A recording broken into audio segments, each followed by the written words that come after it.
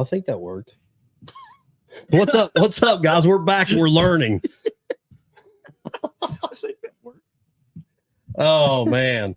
Well, I guess we're kind of knocking off the rust, but not only knocking off the rust, but we're learning some new equipment. So bear with us. We're going to learn how to do this, I promise. And if we don't, we'll call somebody that does. And if we can't find anybody that does, then we'll just feel sorry for us because obviously we failed. Epically. Mic check. You don't have one. Hello. Yeah, take that one off. All right. I think we're better off now, ain't we? Is that better? Can I hear you? That's a relative question.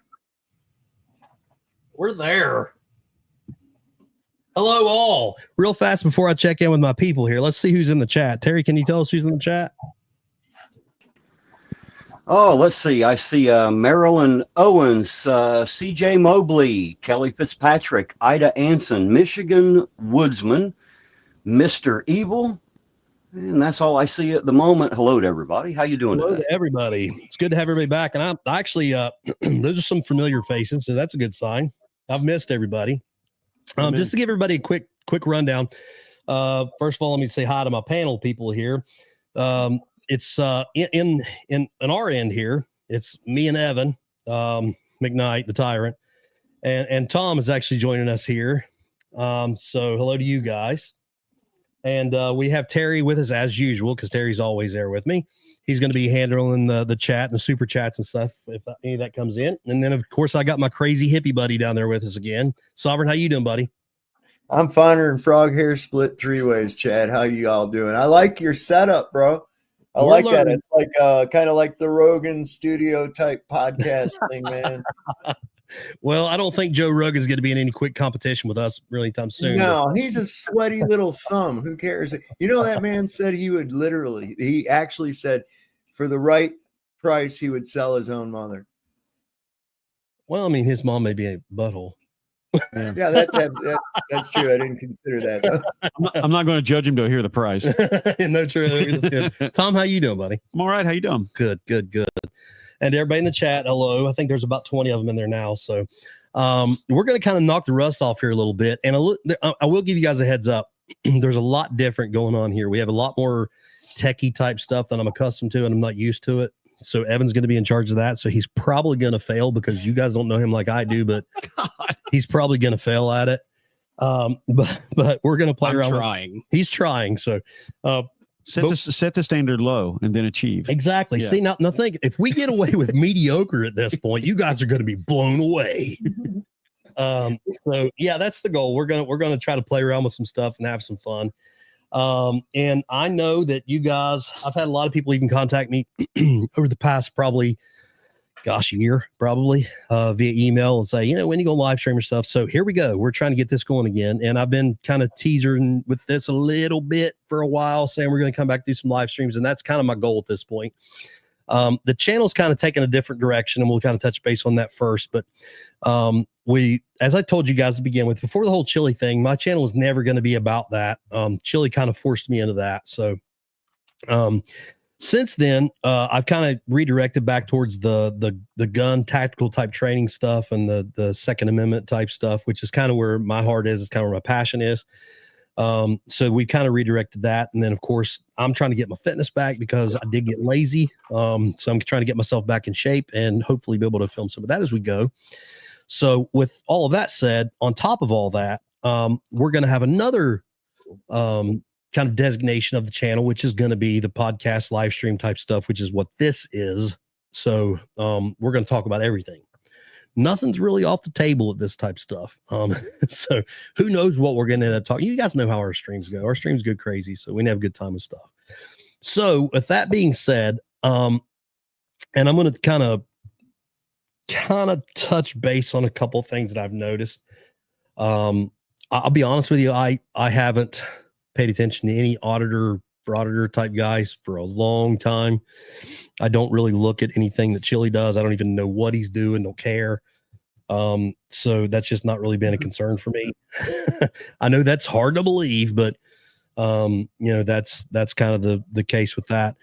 But we still kind of get slammed a little bit, I've noticed. And Evan kind of brought this to my attention the other day, and there's some stuff that's kind of bouncing around out there of people talking about us on a professional level. I'm going to say this again because it's going to come up 300 times again. This YouTube platform is not my professional stance. This is not a reflection of my professional position. And this is not the place to have those type of discussions and or debates. If you have a problem with my department and you want to file a complaint, YouTube and YouTube comments section is probably not the best place to do that, Tom. I don't know if you knew that or not. I was aware. Yeah. Okay. Yeah, I was aware. Yeah. Well, there's some people that aren't.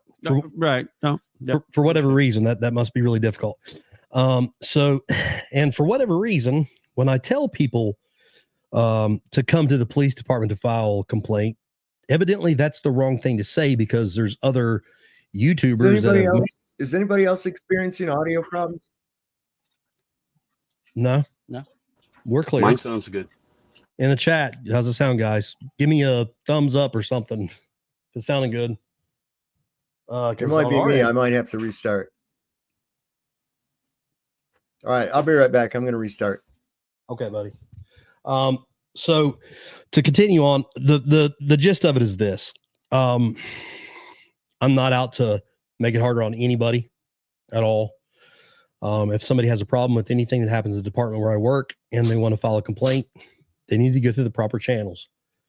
I don't know what else to say other than, wow, some of the nonsense I've heard. And for whatever reason, I have heard the allegations, Evan, that our department allows take-home cars for retired people. Is that true? Absolutely not. Not a chance. The reason that we have take-home cars is because we are supervisors that have to possibly respond to something. I don't know why that's such an issue, but it is. And we are still actively employed and active with the department. So yeah, that's just silly. Just literally nonsense. It's the equivalent of being a working man and have your take-home working truck. Yeah, it's no different. So that's kind of where we're at on that. So, and there's a lot of other things that's kind of going around or whatever about kind of like a school bus driver. They take Yeah. theirs home sometimes. Yeah, I think it's about the same. Yeah, I think so. Yeah. But nevertheless, we're kind of in that position to where that's what we do because we're supposed to. And my wife just texted me and said that she sees me. So say hello in the chat. So this is what we're doing, guys. I want to clarify that to make sure that everybody understands that, yes, we do have take-home cars because we are active with the department and the department issued those to us. We are both supervisors. Furthermore, nobody retired in our department has take-home cars. I don't know where that came from, but that's just absolutely crazy. That I've never even heard of anything like that. And yes, I do tell people to come into the department to file a complaint because that's what's expected of somebody that wants to file a complaint. Hello, hot wife. Hello, hot wife. What? Somebody said, hello, hot wife. Oh, Good old boy. Oh yeah, my wife is pretty. I don't know what's wrong with her. She must have really just felt sorry for me. But anyway, I wanted to clear that up real fast. So now I will tell you this. I will not be responsible for anything that Evan does immature tonight. Because Evan has all this equipment that we're using now is Evan's because he's kind of got into this a lot more and he's more the videographer, as you guys have noticed. I don't know if you guys have watched any of the videos, but the quality of our videos has substantially increased because of Evan and his equipment. So, hey guys, this is Bethris here with a midnight snack. Whoa, what was that? as I said, yeah, I told you, I warned you guys. There you go. I told you I'm not going to be responsible for his immaturity, and I stand by that stance. So that being said, because he is doing this, he's able to kind of take over more of the tech type stuff of the channel that I don't know how to do. It's not in my wheelhouse. So that's kind of where we're at on that. So basically he's not electronically inclined at all, at all. Literally, I struggle with turning on my cell phone. Are you saying you're just not very inclined generally? Maybe that's it. Well, it's possible. That's safe to say. It's possible to say that, Terry. I don't want to limit myself of what I'm bad at, if that makes sense. I'm sure I'm bad at a lot more than I anticipate. Oh man. There's things he knows he's bad at, but then there's things he doesn't even know that he's bad at. I haven't been told. And I would have to say that applies to me as well. I think that's pretty universal. standard. Pretty universal, yeah. Terry, you want to check back in with the chat? See if we got any new faces in there now. Oh, let's see. I see Della Perry, Jane, Ida Anson. I seen Patrick there a little bit ago. I think that's all the new ones for the moment. All right. Well, appreciate you guys hanging out with us, and we're going to get this going here. Put a 1 in the chat if you think this is a better look. If the audio sounds good and the video looks better than it normally does, put a 1 in the chat just so I see if it's actually making any better improvements here. See, we got 26 in now. That's good. Good. Considering it's been one quite a while, right? Yeah. Yeah, it's been a while. Yeah. It's been over a year for me. Oh, I can't even tell you last time I've done an actual live stream. Dirty old man with the arm pump there. Hell yeah. Oh man. And I appreciate you guys hanging out. And to those of you that watch our regular videos, I know it's not exactly what we're normally had been doing or what you guys are accustomed to us doing, but I appreciate you guys, being loyal and hanging out with us. The content will probably vary a little bit from here and there because, I hate to limit ourselves to exactly what we're doing, but the Pro 2A thing seems to kind of be more me. That's just what I know. That's kind of when it comes to what I would call the closest thing to my expertise, which is slim, but what I do know is guns. So, hey, dirty old man. Yeah, absolutely. Appreciate you guys hanging out with us. And we do have a lot to talk about, Tom. Yeah. There's been a lot happen. Yeah, it's pretty safe to say there's no drought on subject matter. I think that there's probably more happened in the world over the previous 12 months than there has been in years before. That's mine. Sorry. Oh, okay. I was wondering what that was. We was getting some. That was actually a audio effect that wasn't Evan. Good Lord. Oh my gosh. That was somebody on YouTube's nervous laugh. Not saying names. I don't know if you guys have noticed, but it seems like there is a lot of people, or not a lot of people. There's a handful of people that just genuinely don't like us because what we do for a living. And I think they kind of resort back to kind of attacking us or using our profession as a reason to attack. So because of that, they kind of open themselves up. Sometimes they make themselves look silly. And then of course he isn't going to let that go because he's relentless. Absolutely not. So so be prepared. Who knows what he's actually going to play on here tonight. So, but back to what I was saying, because Evan had to give us a silly audio thing. Can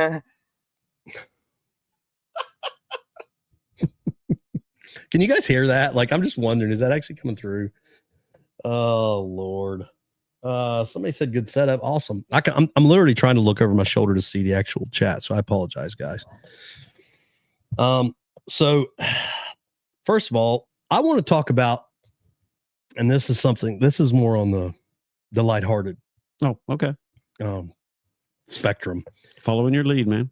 How many of you guys put a 1 in the chat if you guys watched the Tyson and Jake Paul fight there last week? I'm just curious how many people actually tuned into that.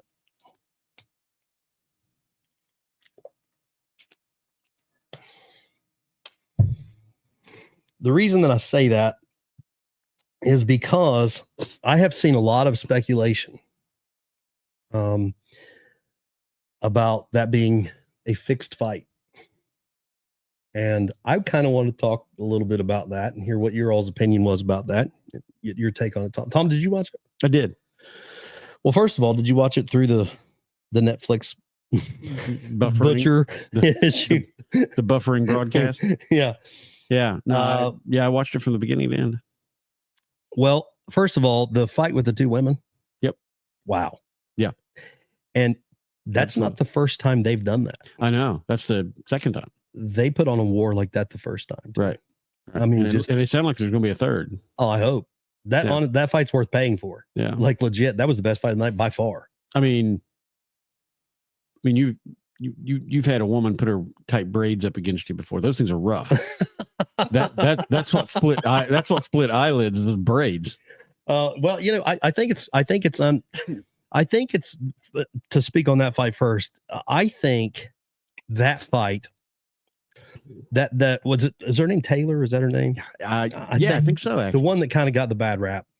They kind of was intentional headbutts. It wasn't intentional. It was not. Yeah, it was not. Even if you watch the replay and such of the fight, it was more mutual that she was just fighting lower, than the other girl, and it was just the angles that they were playing when they would. The announcer explained it. I don't know how many times that when you got a lefty fighting a righty, they both lean in together instead of leaning opposite shoulders. It is very hard to fight as a right-handed fighter. It's very hard to fight a left-handed fighter because it's hard to stay on that side of their toe. Yeah, it's hard. It really is. Yeah, I mean, you saw in all the replays that they were both just leaning in together and rubbing on each other, and that's why when I made a joke about the braid, but I'm serious. Oh, absolutely. I think that was that braid going into her. I mean, there probably was a cut from the fight, and then it just got exacerbated by braids. Well, they were absolutely warriors, both of them. So you can't take anything away from them. Absolutely. And I don't know that I agree with the decision overall. Because I think and I'll be honest, I could have given that fight a draw.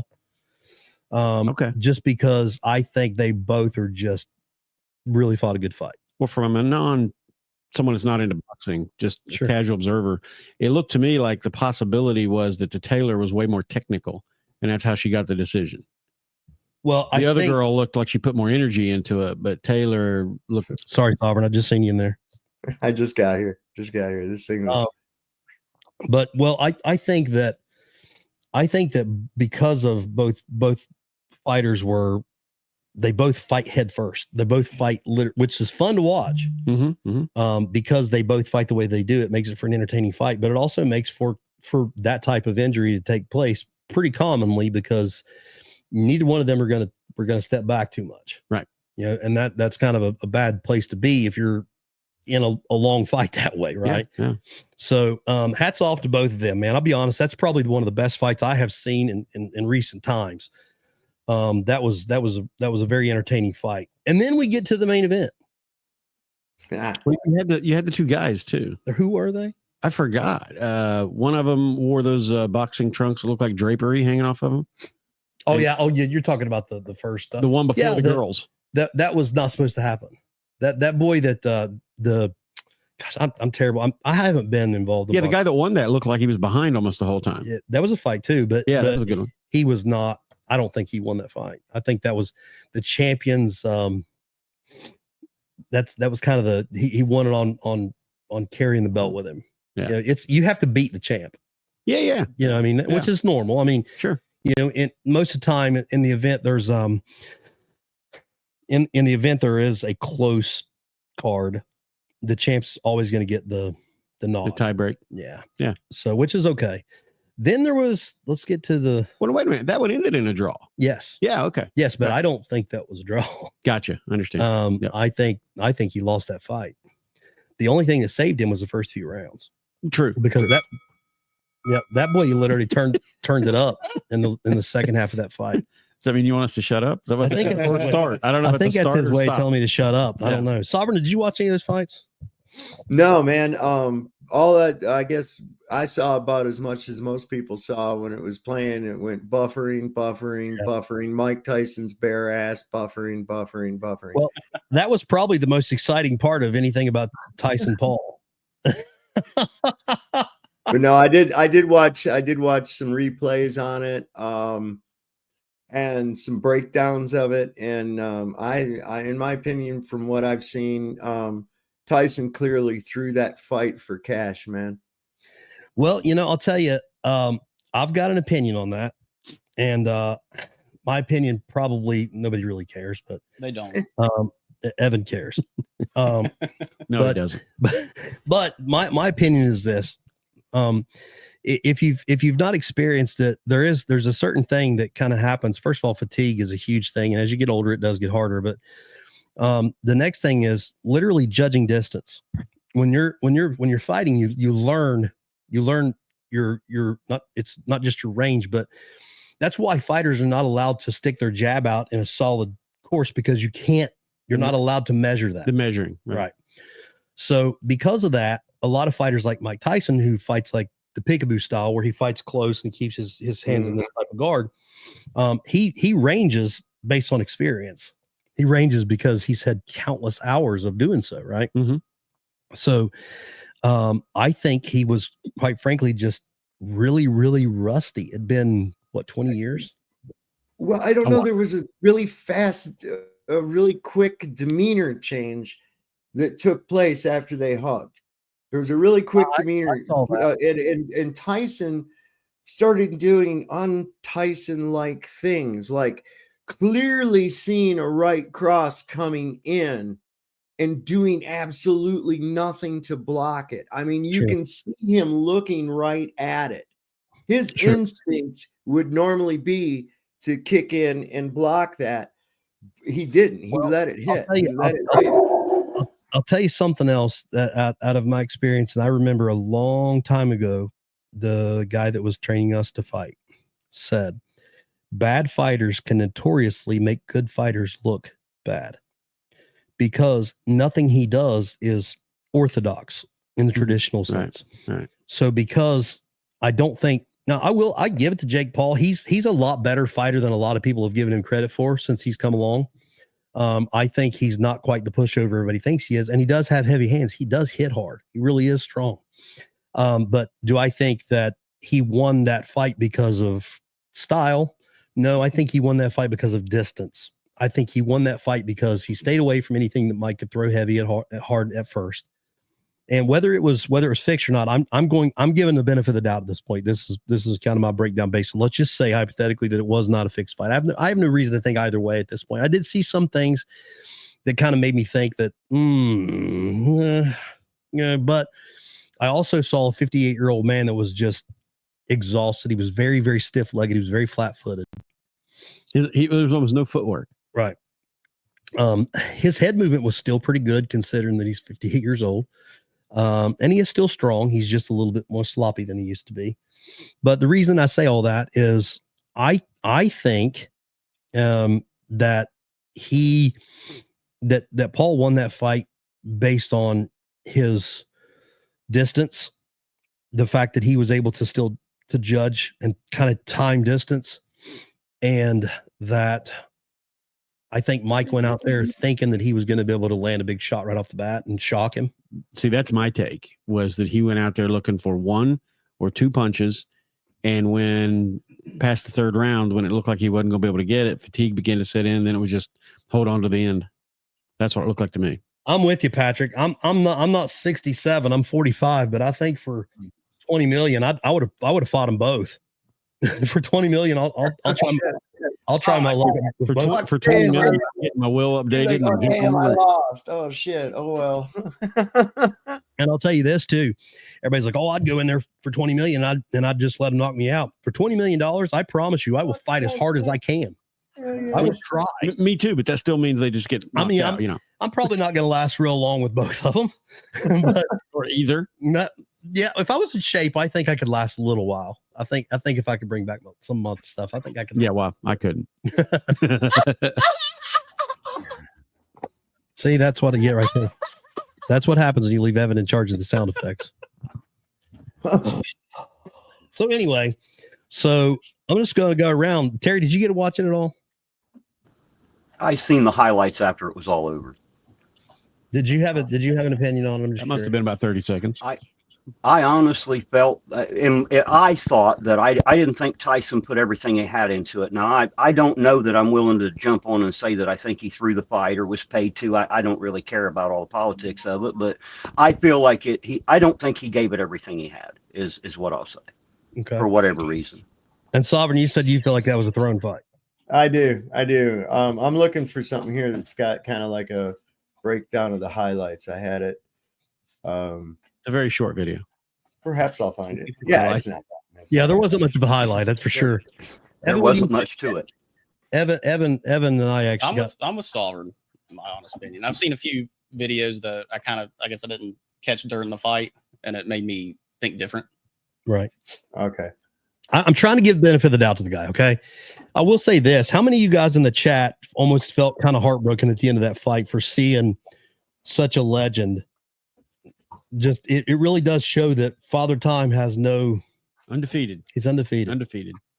And it was so sad. I mean, I almost went to bed that night, like half heartbroken. Cause I remember, when I was a kid and I was growing up and I was doing those things and in the boxing gym and stuff like that, I remember thinking, man, Mike Tyson, man, he is just, my very first in like junior high school, and we got to pick our own book to do a book report on. Like my very first, I remember this to this day was on Mike Tyson's book, because I loved the man. He was an animal. You know what I mean? Like he wasn't just in there to box. Like he was in there, like, my goal is to destroy everybody. And that I've heard he's an animal. He's an animal. I mean, really. And let's not forget, Mike Tyson is a convicted rapist. He is. Well, that's what I was about to say was, I understand that feeling of, seeing a legend age, kind of like, if your dad's your hero and he gets old kind of thing. It's that kind of thing. Except I just reminded myself that neither one of them are very good humans. So true. And also, Jad, I got to say though, I have to weigh this in too, on top of how much have we found out about how sports have been rigged. Oh, I know. And it's all because of the betting and the gambling that goes on around it. People fixing football games, people fixing basketball games, magnetic balls, all kinds of crazy shit. Well, and if that doesn't show right there why Pete Rose has been done wrong for so long, at least he bet on his own team. I'm just saying. Right. He bet on him to win. Yeah. That's what I'm saying. It's not like he was throwing. He was literally saying, I think my guys are so good they're going to beat you. Yeah. And my paycheck's not enough, so I'd like to have a little more. Yeah, and I can win. Yeah. There you go. So he's got something there if you want to pull that up. Just had to stay. That's a minute 7 seconds, but this is pretty good. This fight was most definitely rigged. Here's some evidence you might have missed. Tyson was doing fantastic at the beginning, landing some big shots and knocking Jake around the ring. But that changed when Paul clenched with Tyson. It's alleged he whispered into Tyson's ear to cool it, and the message was confirmed received by Tyson with the affirming tap on the back. After that moment, Tyson became a stick in the mud, standing directly in front of Paul with no more aggressiveness to him. Like here, for instance, Tyson can see the right hand plain as day and makes no attempt to slip it. My next reason is Tyson was definitely pulling his punches. Tyson looked as if he was struggling to hold back and not throw punches at Paul. Here's a perfect example. Tyson deflects the shot off his shoulder, comes up in perfect position to land a counter right hand, but does nothing. Very uncharacteristic. And my final reason is Tyson biting his glove. The reason he was doing this was to remind himself not to throw punches and let Jake control the pace. Was this fight a fake? Let me know in the comments. I've heard that guy announce a lot of stuff. He's suspicious. It's an AI guy. Yeah, I know. AI. Everything's AI. Don't feed the robots, man. They always turn on us. So I don't agree with that one punch, him saying or whatever, that he missed an opportunity to take a punch right there, because if you look at it, his distance wasn't really there. And I think that's what I was getting to the beginning, is understanding your distance, and a lot of guys, like a lot of fighters, like guys that are like known for boxers, they kind of range their distance from their jab and all that stuff like that. But Tyson really doesn't fight. I mean, if you really think about it, his jab's really kind of it's not really, he doesn't lead with his jab a whole lot. Well, I don't hear anyone calculating in either the loss of processing speed as you get older, the last response time, and the speed of your actual movement itself. So it's kind of like somebody's playing on really high speed internet with no lag, and the other guy's got lag. And I don't hear anyone calculating that in when they talk about it either. Now I do say that, if it was, a fixed fight, that to me ruins any chance that Jake Paul would ever have to have anything going anyway. But if you look back at the Tommy Fury fight, did you watch that one when he fought for Tommy Fury? No, I did not. Tommy Fury just beat the piss out of him for the entire fight. I mean, it was just one side of his Jake Paul. Yeah. Okay. Yeah. He throttled it. Oh, wait a minute. Was that the one that had all the rumor about who was doing somebody's wife and all that craziness? I don't know. Okay. Tommy Fury is Tyson Fury's little brother. He was. Yeah, I don't know who that is. Tyson Fury was the heavyweight champion of the world. Okay. And he is a light heavyweight. And honestly, I mean, he's a good heavyweight. He's not a great, or he's a good fighter. He's not a great fighter. But he's still young. But he just literally just throttled him. I mean, he beat him every round. I watched the fight. I watched the fight twice just to see what I could see if there was anything that would appear to be close. Yeah, I didn't see it. So, excuse me. Oh, aren't we fancy? I'm trying. They still heard it from ours though. Oh, I know. Well, it's the best I could do, Evan. Get a hobby. It was substantially less though. Excuse me. I know about you, Evan. Trust me. I know all about you, Evan.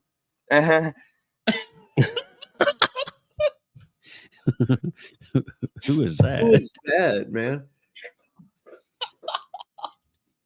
That is a YouTube guy that is Chili's his hero. You guys have seen him in our. Oh Lord! You guys have seen Lord, him. yes, the chili guy. Wow. So, Amen. True to Kentucky Blue. absolutely. So put a 1 in the chat if you got. I've already asked this, but I'm curious. What do you guys think? Was that a real fight or was that just a joke? Put a 1 in the chat if you think it was legit. Put a 2 in the chat if you think it was fixed. I really, honestly, I don't know. I know that from what I've seen some stuff that kind of make me wonder, but I also know how hard it is to kind of get your timing and stuff. When I very first went back to sparring, when I was getting ready for Numbnuts, and I went back to spar, I really struggled. Keeping my hands, keep my feet, ranging. You know what I mean? It was tough. It took me a while to actually spar. And I made a joke, literally joking, saying that Lyle DeCastro punched me in the eye or whatever. And that's why I had the black eye. I don't know if you guys remember that, but that black eye actually came from a pretty good right hand from somebody I was sparring with. So, it had actually, that was when I very first started really sparring again. So it takes a little bit of time, to get that back and get that range. And that's another thing that I found very troubling in all the training footage that I saw. I never saw one training session with Tyson sparring. Did anybody else? Did you guys see anything of him sparring? I seen him work mitts. He worked mitts a lot in his training, a little bit of bag work and stuff, but I never saw him sparring, which kind of makes me wonder, like, wow, why would you get ready for such a big fight, without getting glove time in? Shut up, Evan. I'm not sure I would know the difference, to be honest. Well, sparring is literally, it's boxing. Well, I thought I saw that in some clips, but I'm not sure. Yeah. Well, you probably saw the guy working the mitts and he had the bodysuit on where he's working the mitts and on the body and stuff. But I mean, actually another competitor that's in there gloved up fighting back, because that was anytime when I was getting ready for Chile, that was my thing, was, putting more time in sparring, whether it be in stand up, boxing or specifically or working the grappling stuff is just rounds, getting time in. Chad, I tried to tell you back then, and listen, you can learn a lot from watching movies, and almost every boxing movie I've ever seen, if you really want to get ready for the big fight, did you have a training montage with cool music? Yes. And I also put up a picture. You have to, you have to have a training montage. Yeah. And I climbed a mountain too. Yeah, like running upstairs, little climb a like mountain. That. Yeah. Climb a mountain, or maybe even chop some wood. Yeah, some music. You're the best. Run up Lawrence County courthouse steps. Yeah. Yeah. You get the idea. It's like if you guys listen, you guys get into some dangerous situations, whatever you do not show your buddy a picture of your sweetheart back home before you go into battle. You will die. Okay. And they will find your dead body with the crumpled picture in your dead hand. Okay. Oh no. You should teach that in basic training, for Christ's sake. Yeah.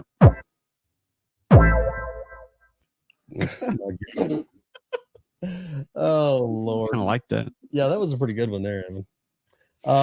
So that's kind of been that kind of thing. And I think the fight game has kind of changed a little bit. I really do. Like I was watching after that, it kind of got me kind of got me wanting to look back at some old fights. And man, it amazes me at just the depth of the talent that isn't now. Well, UFC's taken away a lot of the talent pool of boxing. I agree. But there's so much more money in boxing. Unbelievably. I mean, those guys are making bank. Well, Joe Louis. Ugh. My problem with the boxing world is you pick when you want to fight and who you want to fight.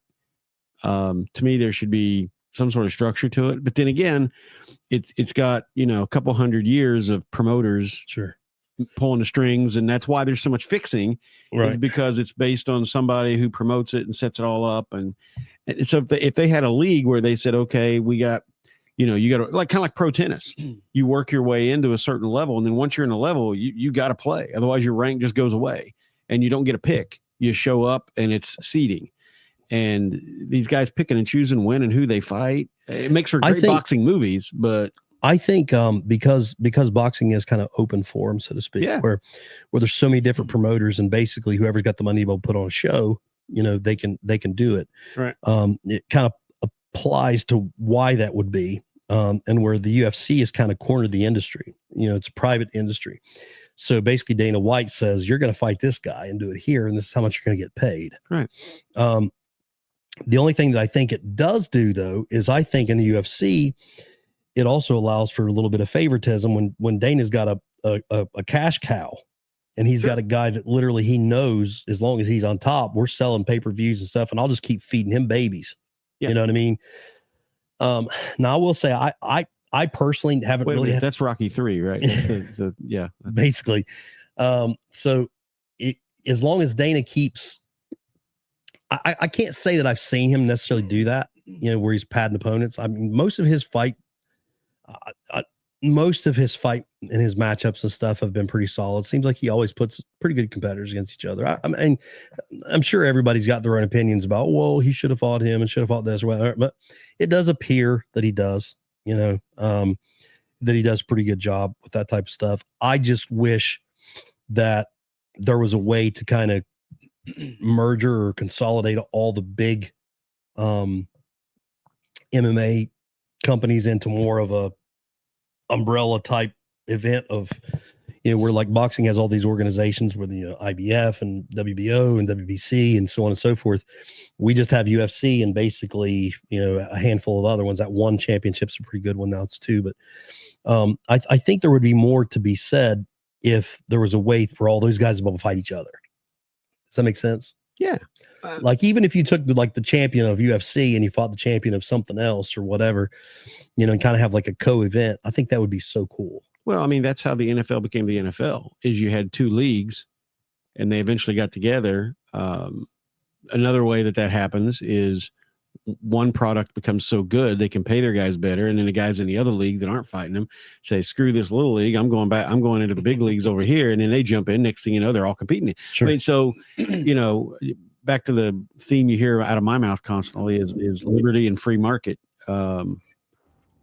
Yeah, I guess that's kind of what I mean. Really, it'll probably evolve into that. It kind of is though, because UFC is just beat everybody in the capitalist world. Well, but what I mean is, except you're talking about Dana White, you think is controlling too much. If he pulled out more like an NFL deal, sure, where he's just a commissioner overseeing the rules and I don't foresee him. Just because of his nature, what I've picked up, I like him. Well, overall, that's the difference, is because he owns that, whereas the owner of the NFL was it's a consortium of owners of teams formed a league. Dana White owns the league. Sure, yeah, sure. That's the difference. Sure. I mean, any of you guys ever remember the Tough Man contest? Oh yeah. Yeah. They ended up outlawing that. I mean, that was just straight up no rules bar. Well, they still have that shit, man. What's that called now? The brawl thing or whatever. Oh, redneck brawl. The redneck brawl. Something like that. Have you seen that? No, I've not seen that. Oh man, you want some entertainment? Are you talking about Walmart on Sunday nights? It's basically Walmart. This is great. These guys are not fighters at all, and they get in there and they basically have 1 minute rounds of 16-ounce gloves, and they just go at it until. Wow. Highlight. Remember, folks, Sunday is domestic violence night at Walmart. It's like, what? Holy shit, you're right. Or your local Speedway lot. Yeah, Speedway gas station on the midnights. Waffle House. Yeah, Waffle House. Absolutely. But let me tell you something. That's one of the most dangerous places you can go into. You're playing with your life.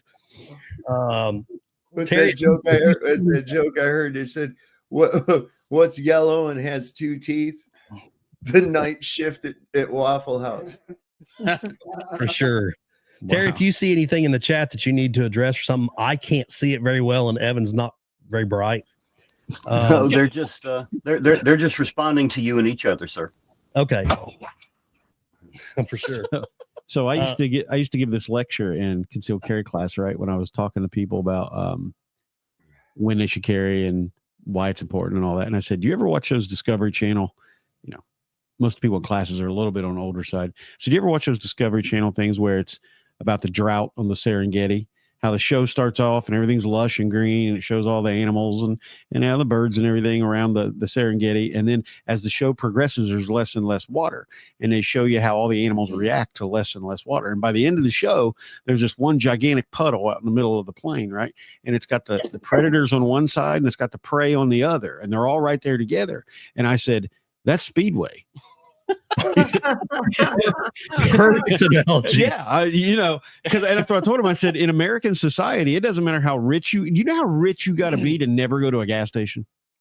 Yeah, you better have a driver. Well, even then, you're usually in the back seat. Sure. Yeah. I mean, often you're going to be. I mean, you got to be a unique individual in this world to never go to a gas station. Sure. So you got your educated, your uneducated, your criminal, your innocent people. You got your preachers and your gang leaders standing right there in line to get. I mean, you've got all of American society at a speedway. You'd be surprised, though, man. You would be surprised. I was watching it. I love watching human behavior, man. It's the most interesting thing. Sovereign, let me interject real fast. Yeah. Why were you never in a Cheech and Chong movie? Who said it wasn't, man? Okay, sorry. You could have been perfect when he starts off with, man. He's like, you should have seen it, man. Hey, Chad. These elite. Some of these elite, man. These elite. They're so. You wouldn't believe it, but like some of these people you see all the time have never, ever had to open a car door. They've never opened a car door before. They've never even driven a car. And I realized Donald Trump was one of those people when he was trying to get in the garbage truck, when he did that troll. That was a great troll, by the way.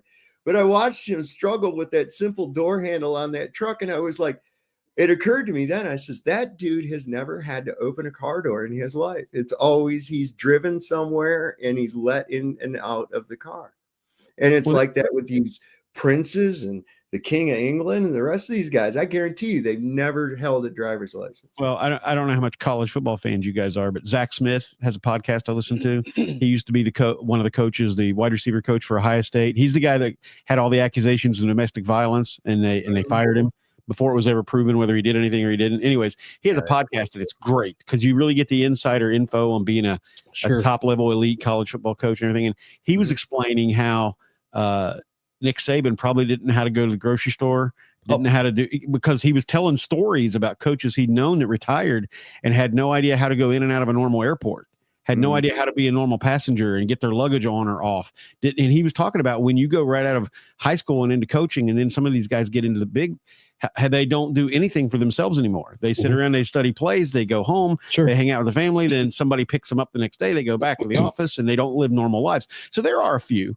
But I mean, it's, as far as a segment of our population, I mean, it's a teeny bit that don't have to go to a gas station. You know what that reminded me of, though, when Sovereign was saying that? Have you guys seen that footage of that ATF agent that was trying to take apart the Glock? Yeah. Is that the one who accidentally fired it off while doing it? No. This guy is supposed to be field stripping a Glock, and it's a real short clip, and he has no clue how to take this gun apart. I'm thinking, that's the people. That right there is the people that are in charge of determining if we, the people, need or have the right to have a gun of certain sorts. Right. I got a G17 Gen 1. Wow. Yeah. Awesome. Awesome. Do you know why? Do you know why it's called 17? Because it's 17 rounds plus 1. No, it's because it's the 17th patent for Gaston Glock. Oh, is it really? Yep. He was actually a knife builder, I think. So that's just coincidental then. Mm-hmm. Okay. All right. Yep. No, I did not know that. Yeah, I thought that was kind of interesting little trivia that I found out. Yep. Do you know why a 30-06 is called a 30-06? I do. I don't. I do. The 30 is the the caliber, the Designation normal of the size caliber. part. 06 is the 1906 is when it was developed. Whoa. There you go. Yeah. Okay. Now, that one drove me crazy forever. One day I just had to look it up. Yeah. Because normally the two numbers are about the diameter and the length. Yep. And I'm like, well, it's not 06 length. So I was like, that can't be it.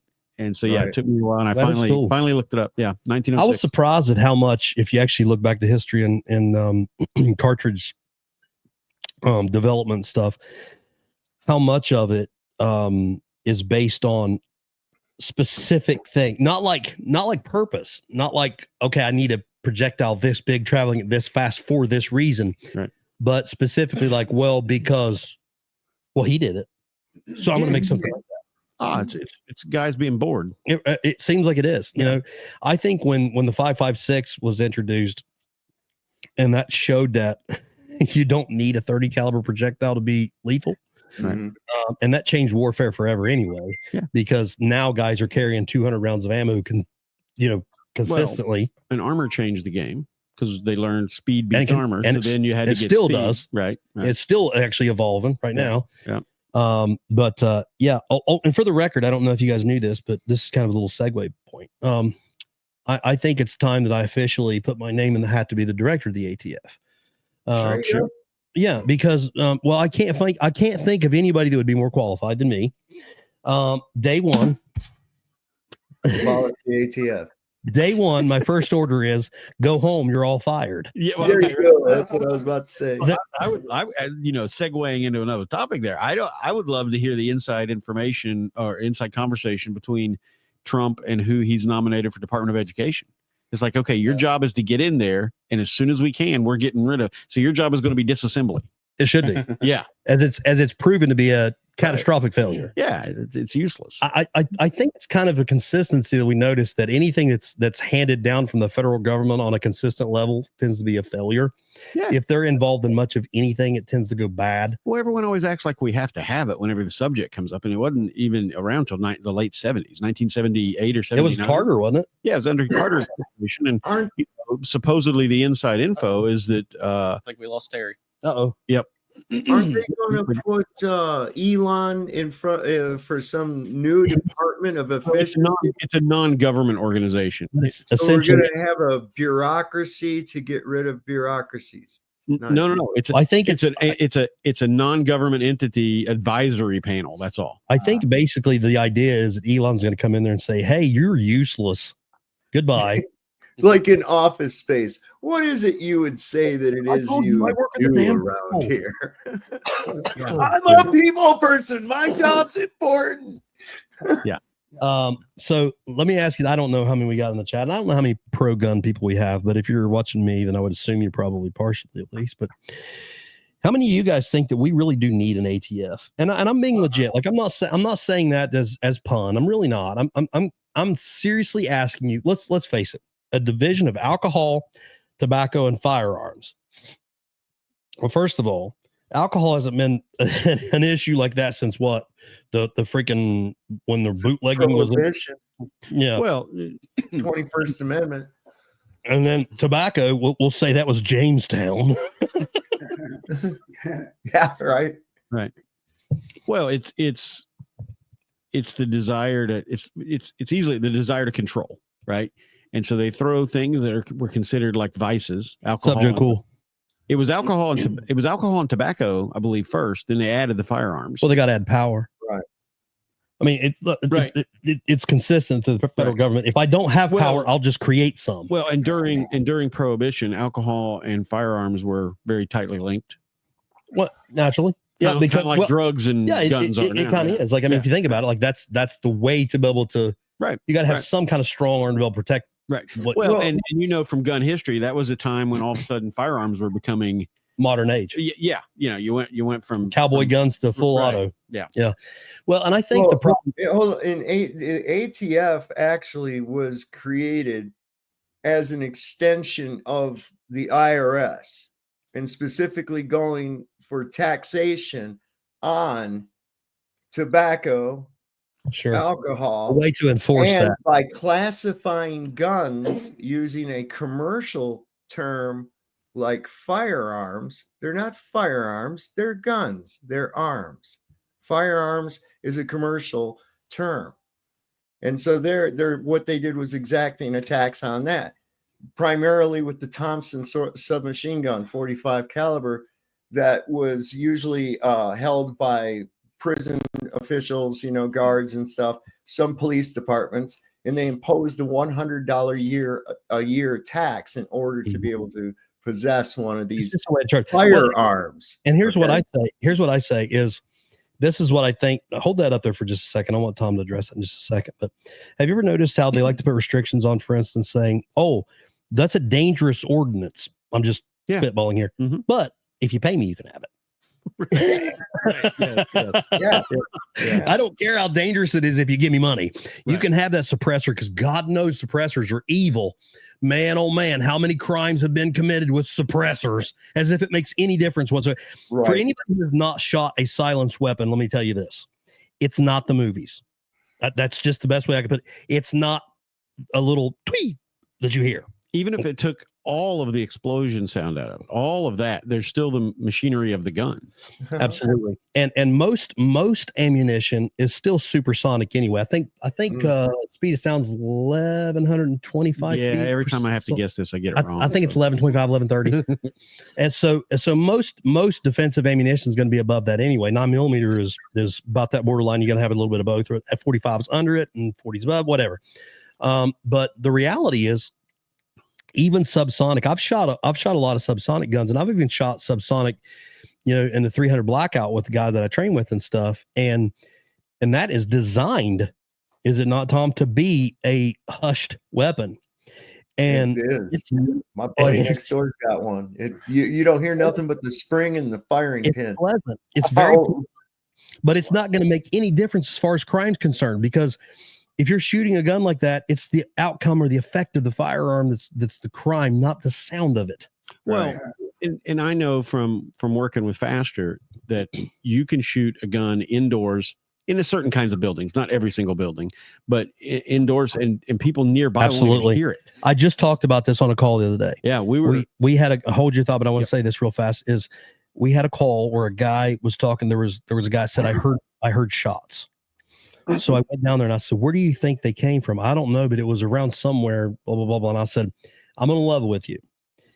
If it was inside a house a block away, you didn't hear it." Yeah, that's correct. Because it's just not going to happen. Right.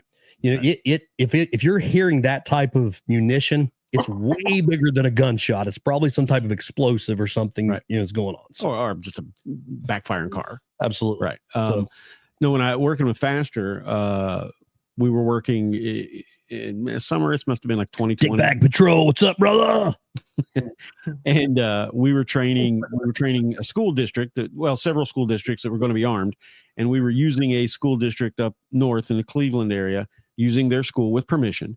And on the second floor, we were running force on force training, which is where you have fake bad guys. For those that don't know, you have fake bad guys, and then the people we're training were the good guy, and they had to respond to an active shooter and so forth.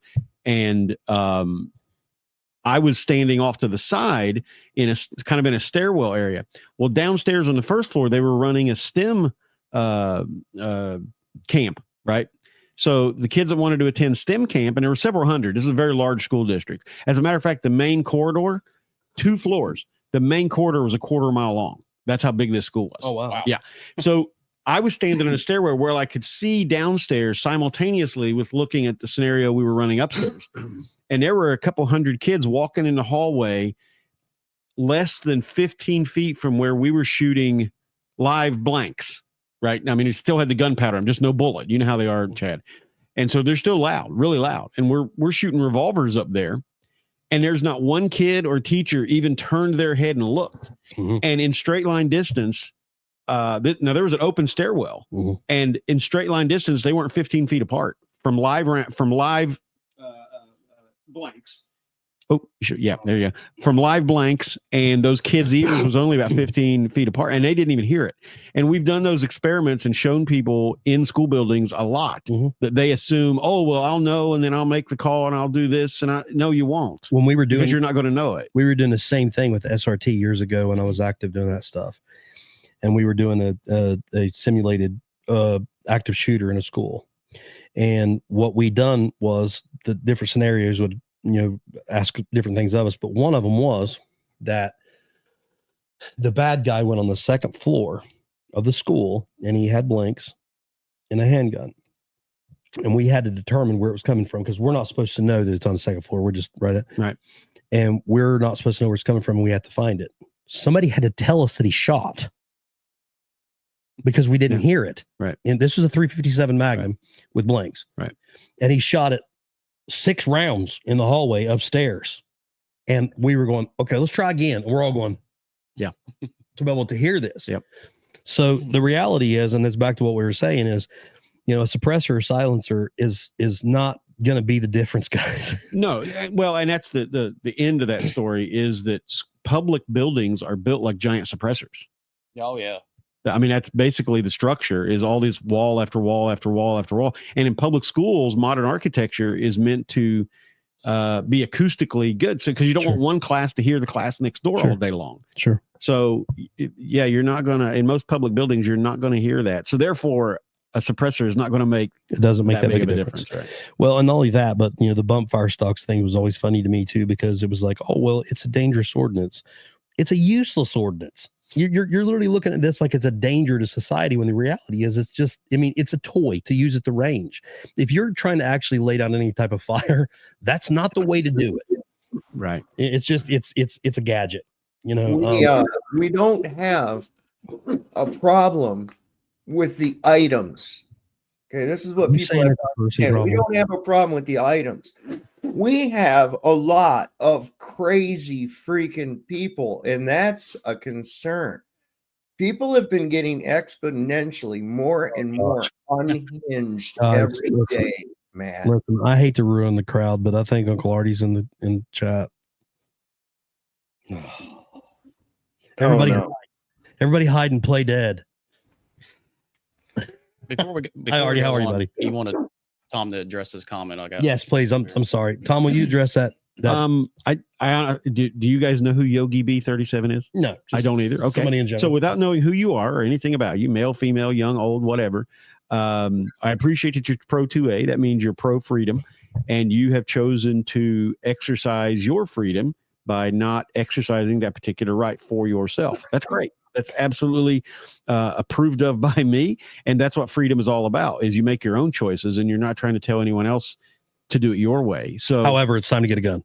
I'm kidding. I'm teasing. Well, I mean, if you understand the issues, and this was what I would always do with my students, if you understand the issues and why being able to protect yourself and your loved ones is important, and you make a conscious choice to not do it that way, that's fine. We all live and die as well. This is the Chris Sereno quote. He says all the time, we live and die by our choices, and that's yours, and that's fine. However, I would suggest you find a very reputable, very good instructor and learn how to use it, because it's a tool. It's kind of like a carpenter saying, I'm very pro hammer, but I just don't like them. I prefer to use the end of my screwdriver to bang nails in. A gun is nothing but a tool, just like your car is. I'm not a pro car guy. I don't go out shopping cars. I don't read car magazines. I don't want to work on them. I don't even really care a whole lot about them one way or the other, but I love knowing how to use them because they enhance my life. Exactly. And that's what a gun is and can be for us. Well, it just helps you with a certain aspect of your life. And I'll just piggyback off that too, is a lot of times if you do have a fear of it, it's probably because you just don't have the experience with it yet, and that fear would quickly go away with the right instruction. It's like anything else. I mean, the first time you try something, it's probably going to be a little bit, intimidating for something you've never done before. But I can tell you, I can't tell you how many rounds I've fired in my life. I would be embarrassed to think how much money I would probably have if I hadn't, but I would say hundreds of thousands. And I can tell you that I am absolutely pro gun to the point where my wife carries a firearm. I carry a firearm. You know, everybody that's around me that I have the option to be able to lead in that direction or instruct in a safe manner, I want them armed. And it's not because I'm violent, because if you guys have been following my channel by this point, you know I'm not a violent person. I don't, that's just not who I am. But I'm not a victim. And I don't want my wife to be a victim. You know, and the reality is that's the way that we level the playing field, so to speak. The great equalizer. It is the great equalizer. So to be specific is if you will get some experience with an instructor, like Tom said, and get with somebody who's that you would be comfortable with, and you know that knows what they're doing, I think you'd remove that fear really quick, and I think you could quickly become a gun-toting redneck like us. Well, I'll tell you this, and as far as I'm concerned, we can let the subject go. But so for those of you that don't know, until about a couple years ago, I did firearms instruction as my primary income, and I've taught thousands of students in my area. And I love focusing on the beginner. That was what I loved the most. And so I taught ladies' night at the facility I worked at for a year and a half or so out of the couple years I was there. And so I can say this from lots of experience. I also worked with Rick Ector up in Detroit. I don't know if you know who that is, Chad. I'm not familiar. We could probably get him on a show here one of these days. He's the guy. That's cool though, because I understand you didn't have to turn around, start out by breaking their bad habits. Oh no, absolutely. Absolutely. Yeah, no. Me and the guys that always help me instruct, we had sort of inside jokes. We'd always start classes off saying, "Can you tell us, who you are, why you're here, and what your experience with firearms are?" And whenever we would get a guy, there's always at least one guy in the group going, "Well, I've been shooting since my grandpa taught me, and he'll want to tell you all the guns he owns and how long he's been shooting." And we would all glance at each other, knowing that he wasn't going to learn anything. Absolutely. Because it would be very rare for that guy to ever actually open up his mind and listen. Well, I know, and I taught for you for a little while. I when Tom run a place for a while that we'd done the defensive tactics and stuff, and I'm sure he's probably heard me say this, but there's a whole lot of difference in punching paper and fighting with a gun. Oh, absolutely. Two different things. Fighting with the gun is completely different than being a marksman. Fighting with the gun is literally turning that tool into a weapon to defend yourself. Yeah. And it's a different type of exercise and practice. Well, the marksmanship and hunting are almost opposite pursuits of self-defense shooting. Couldn't be further apart. Two very different things. And so in all that experience, what I learned was, and this is almost always a male-female thing. It doesn't have to be. So I've seen exceptions, but in my experience, it's almost always a male-female thing. I would have women show up, and they would, we'd say, "Why are you best here?" Students in the world. Yeah, we'd say, "Why are you here?" And they, I'd have some of them say like this, and be like, "Well, my dad told me I had to," or "My boyfriend, it won't leave me alone till I come to this class," or whatever. And so what I would tell people is, guys will show up either liking guns or not liking guns. They may learn throughout the day, but their attitude towards guns hasn't changed by completely different. But a female will show up not wanting to be there, scared to death of the gun, maybe hating the gun, maybe. And by the end of the day, their needle can go from 0 to 100 in one day. And here's my theory as to why. Now, I've told this to lots of women face to face, and I've never had one disagree with me yet. And that is, men are Mars, women are Venus things, whatever. So women are geared towards security. Sometimes it's financial security. Sometimes it's emotional security, physical security. Their primary focus is some version or all the versions of security. So when they don't know how to use a gun, it's a feeling of insecurity. It scares them. It's dangerous. I don't know how to use it, and it can harm me. It can harm what I love. By the end of the day, getting good instruction, it's a feeling of security. Now they want it. And I can't tell you how many times I've finished a class, dismissed a class, and then they'll be out in the middle of the showroom of the gun store telling their husband or boyfriend which one they're buying next. Because they went from hating it in the morning to loving it in the afternoon, because now it's something that gives them security. Absolutely. So my guess on that comment was that was a female. Now, I've known men go through the same process, but it's rarer. That's all. So, yeah, I don't know who that was, but my guess is it was a female based on the sentiment that was expressed. And with a good instructor, they could definitely have a way to protect them and their loved ones. It is a man, Tom. Just okay. So like I said, I've seen that happen with men. It's just rarer. That's all. It certainly does. Yep. I will. Go ahead. It's hard for me to be quiet too long. You guys talking too much.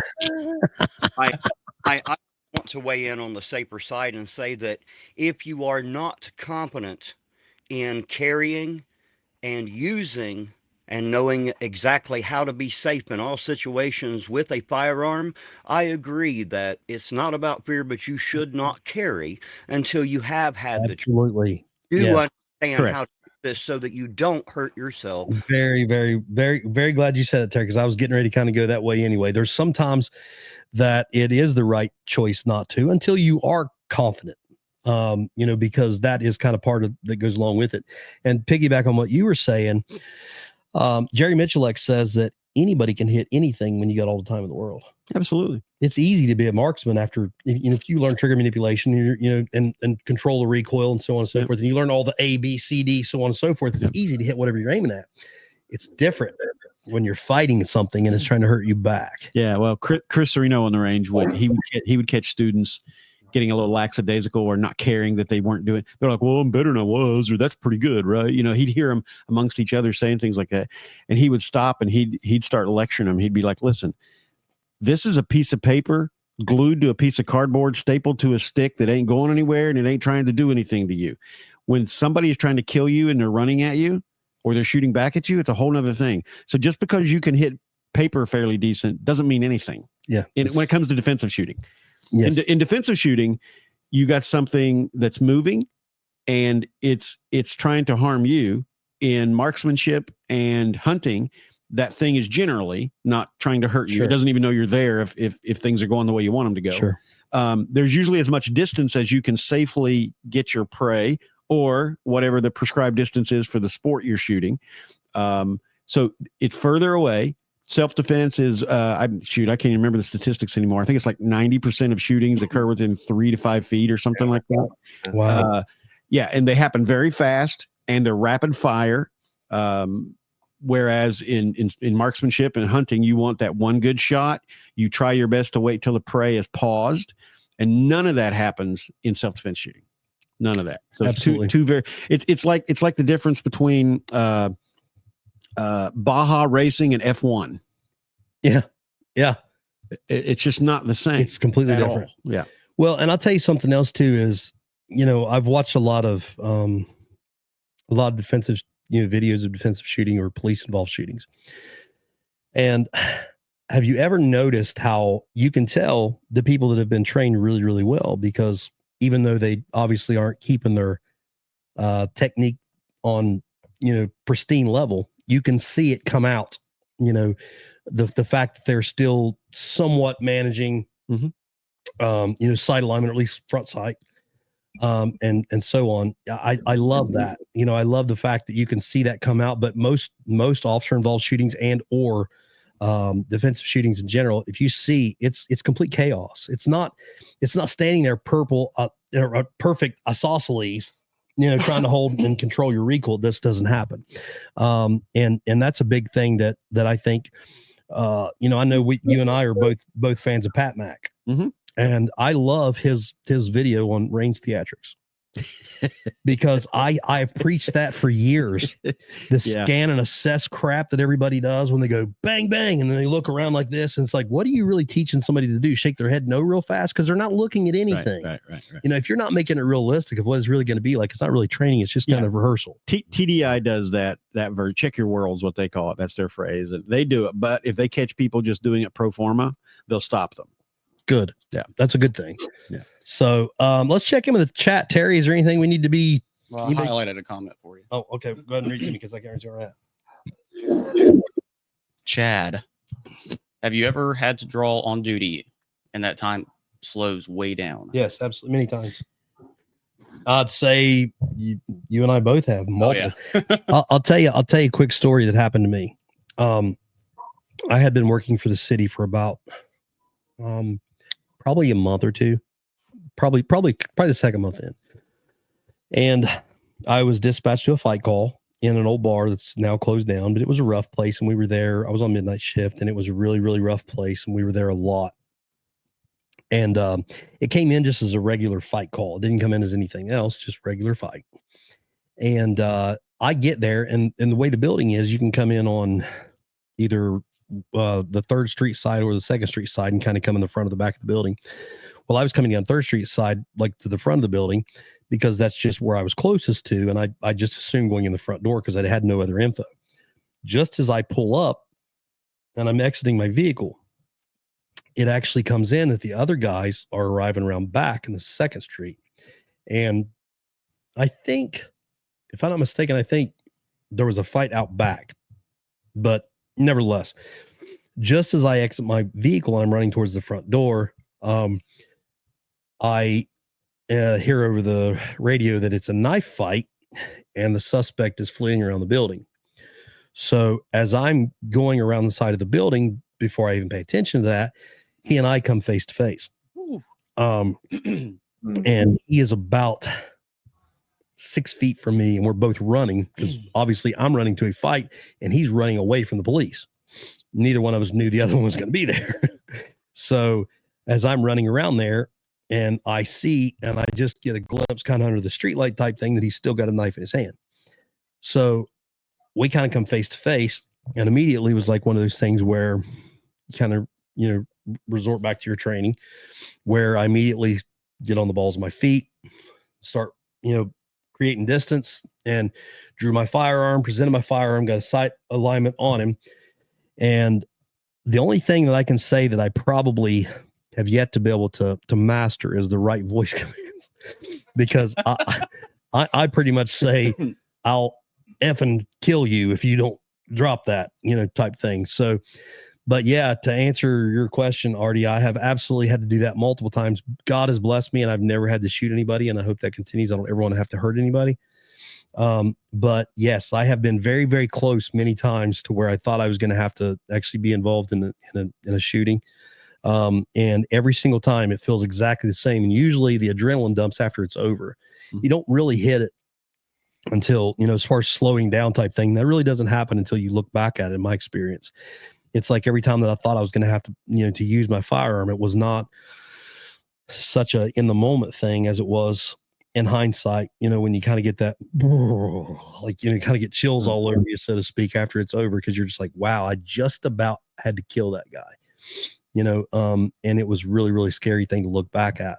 So yeah, it's scary. And yeah, it definitely is something that hits you. I just don't know. Maybe it hits everybody a little bit different. Do you remember how much pressure you had on the trigger?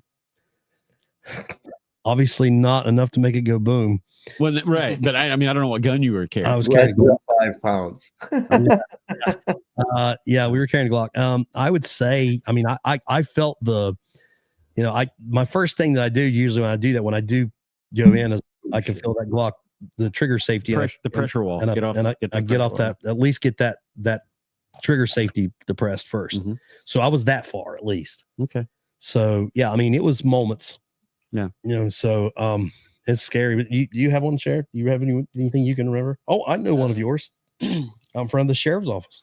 Yeah, that happened a couple years ago. It happened so quick though that I didn't even draw my firearm. It was I know that sounds crazy, but guy came to the jail looking to go to jail, and yeah. which people that don't know me, I have the worst of luck. If anything bad happens, it's usually when it's terrible. And I go there and he's begging to go to jail, and I was like, no, like, because I guess he had some pending charges or something like that he had to appear in court for.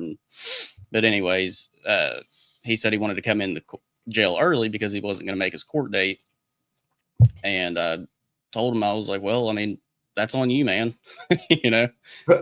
So this was right after the COVID stuff really started slowing down, but there were still a lot of policies in place for our local jail about booking in violent felonies and stuff like that. So, possession of methamphetamine is only a felony of the 5th degree.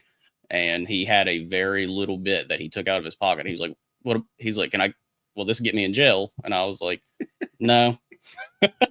And he's like, what about this? And he goes in his waistband, and I'm probably 4 feet away from him, maybe. And people take off running. That was outside from the jail.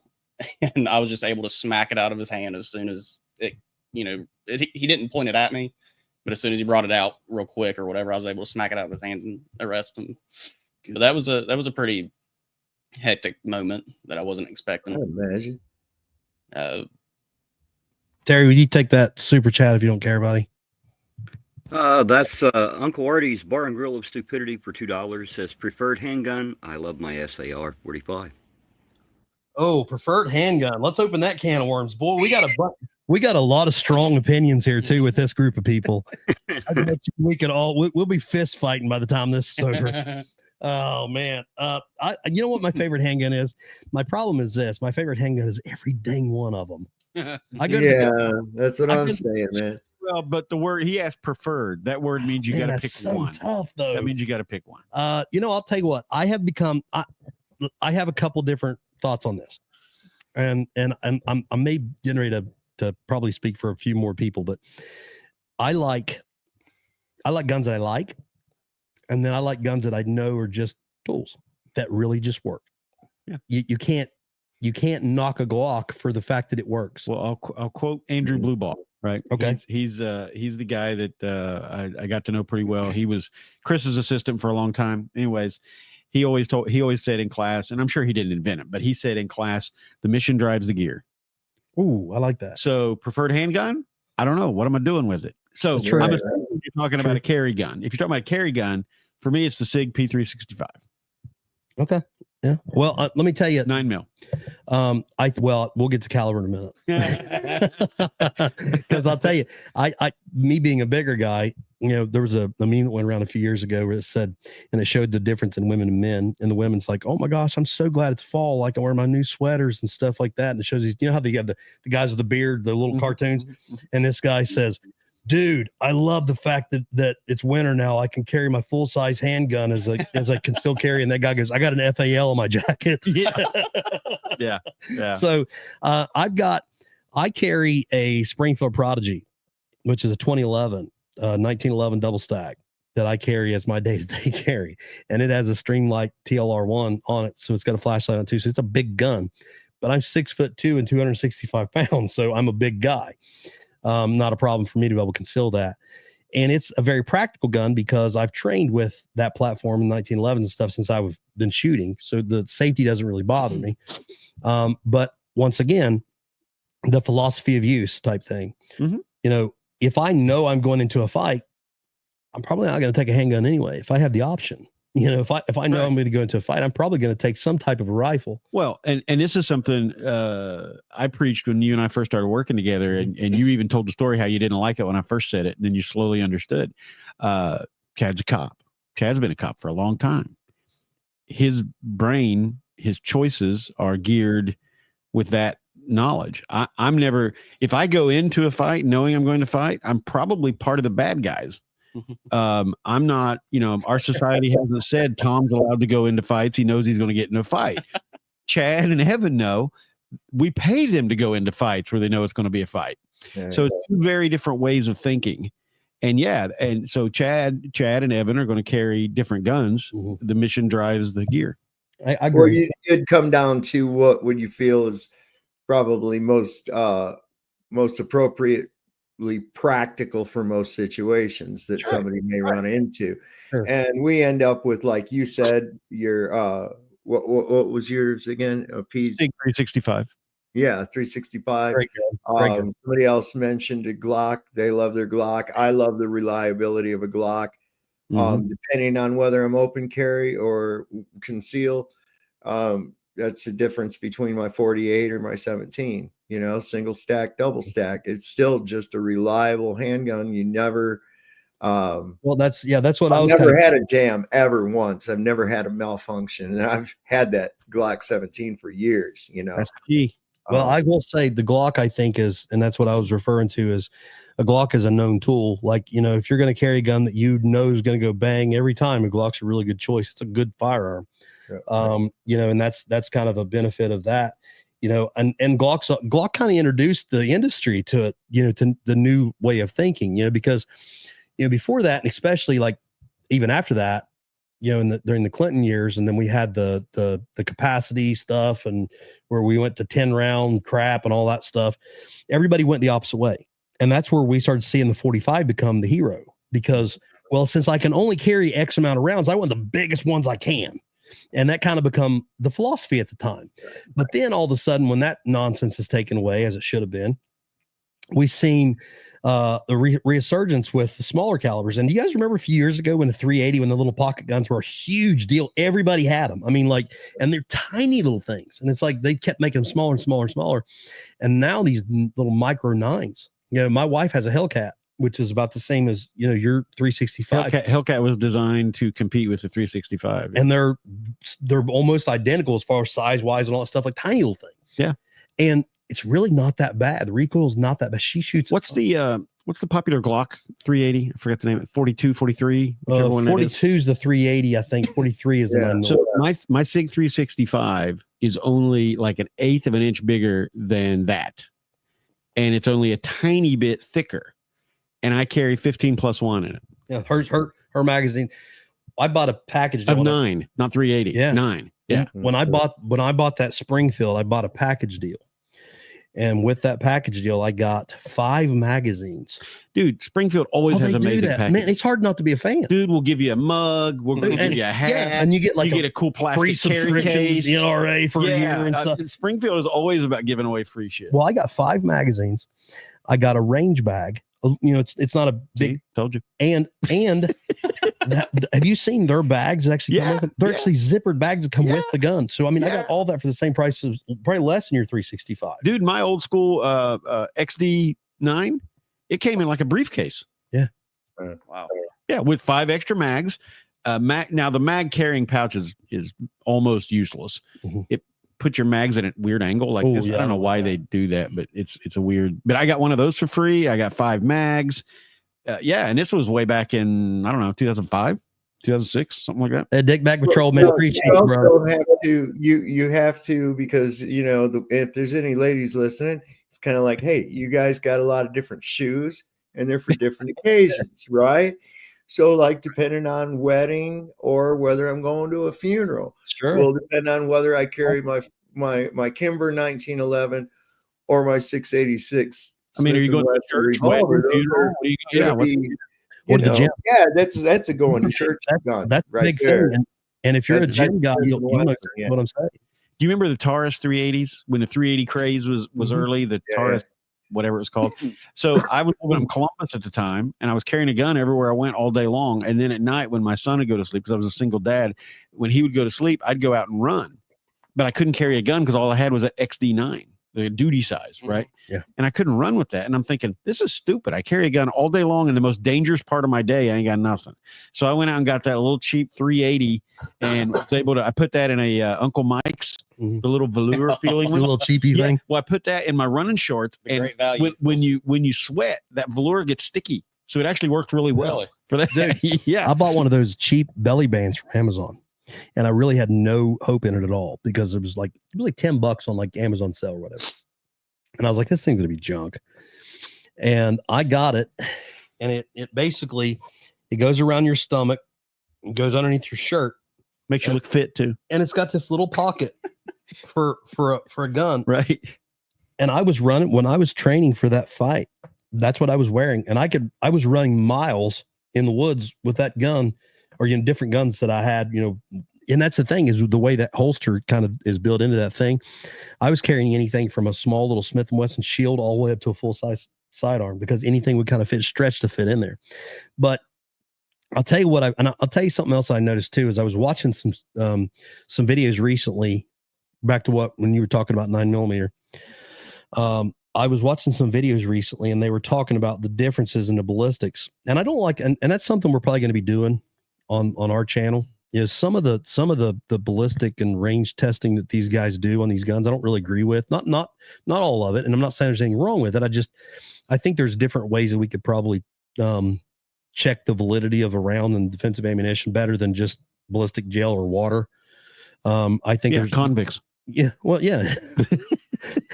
I think there's other things that we could do. You know, Paul Harrell, God rest his soul. I don't know if you guys are familiar with him passing, but he was literally a pioneer and a real gun guy. Legend in YouTube guns. And he passed away. But when he used to do, he'd call it the meat target. and basically he would buy meat from the store with ribs. Yeah. And then maybe a ham or something in the, you know what I mean, stack it together. And it was so much more realistic because you got bone, you've got flesh, you know, and he would have something in between. Maybe it would mimic a little bit of water type thing or whatever, something. And I think that we may kind of reinstitute something. Obviously, I'm not going to try to live up to his shoes because he was a legend and will always be considered that. But, you know, something to kind of mimic that a little bit. And what we've seen was everybody automatically assumed, because the 45 was bigger, that it was doing the Lord's work more than the 9 was. And the reality is that just didn't turn out to be the case, especially with modern, you know, engineering and stuff. And because the 9mm is so popular, the engineering is better for that stuff because obviously the manufacturers want to put more research and development into the thing that's selling the most of. Listen, if I shoot a needle into the right spot in your body, it's going to kill you. The size does matter. The technology behind the 45 ACP was actually developed around some kind of archaic warfare by today's standards. The whole thing was derived around people coming at you with a bayonet. Okay. And when they were, I think the standard sidearm at the time was 38. I believe it was 38. It was a 38 ACP, a 38 automatic that John Browning designed for the original. Yeah, and it just didn't have quite the stopping power. So even though you've hit this guy, he's still got that momentum forward. He's got that momentum forward with that bayonet. And the idea was to stop that momentum forward with a slow, powerful. I have a significant problem with the way we've and I don't know if I've ever talked about this in this level of a forum. It's usually one-on-one or me and only a couple people, because I may be opening up a giant can of worms here. But there we go. I think the way even FBI teaches targeting is just off. What do they call that? I forgot. The T box. Yeah, T box. No, they got it fucking upside down. I was a few years ago. Well, you got to keep in mind too how much, and you as a firearm instructor, you can appreciate this, how much the firearms industry and training industry is constantly, it never stays static. No. Because what we thought was absolutely perfect 6 months ago. Do you remember? Now I want you to pay attention to this. A year ago, everybody was saying the first third of the pad of the finger was the ideal location for your trigger manipulation. Oh, well, fortunately, I've been away from that school now for about 10 years. Okay, due to Chris Serino. Okay, yeah, but how many times have we seen? No, you're right. Yeah, that's been standard teaching for a long time. The FBI used to have the old jump and shoot thing. That was a real thing. Yeah. Where you literally jump out with your gun to your side like this, like in the 80s. That was not, you're not going to hit anything. Well, I think in my opinion, we have the best accuracy now, or the ability to be best in our training. I agree. Because we have cameras everywhere. Yeah. We can actually watch violence, and that's only a new phenomenon. Until the YouTube era, the surveillance video, the dash cams, the body cams you guys wear, until then, you know, for millennium, we had eyewitness from battlefield. Yeah. And which is very unreliable. We know we had memory and drawings. Well, and they often would write of these things in a romanticized way. Correct. You know, like they would say, and our men fell like wheat before the scythe with the musket fire. And in reality, it was a bunch of people getting blown to bits and screaming and yelling for their mother, and the smell of shit and blood. Yeah, because it was also censored. I mean, it was voluntarily censored for public consumption, right? Sure. So, well, and you still see this too. You still see these wives' tales. It happens all the time with people saying, "Oh, it shot him and knocked him down," or no, it didn't. Or exactly. Or you hear the AR-15's explosive rounds will blow holes in you the size of a. Listen, here's almost everything I'm saying now is stuff I give in an 8-hour class. It's lectures that pop out throughout the class. So what I tell people, and you're getting this for free right now on the education station. You're getting educated. My God. I feel hit.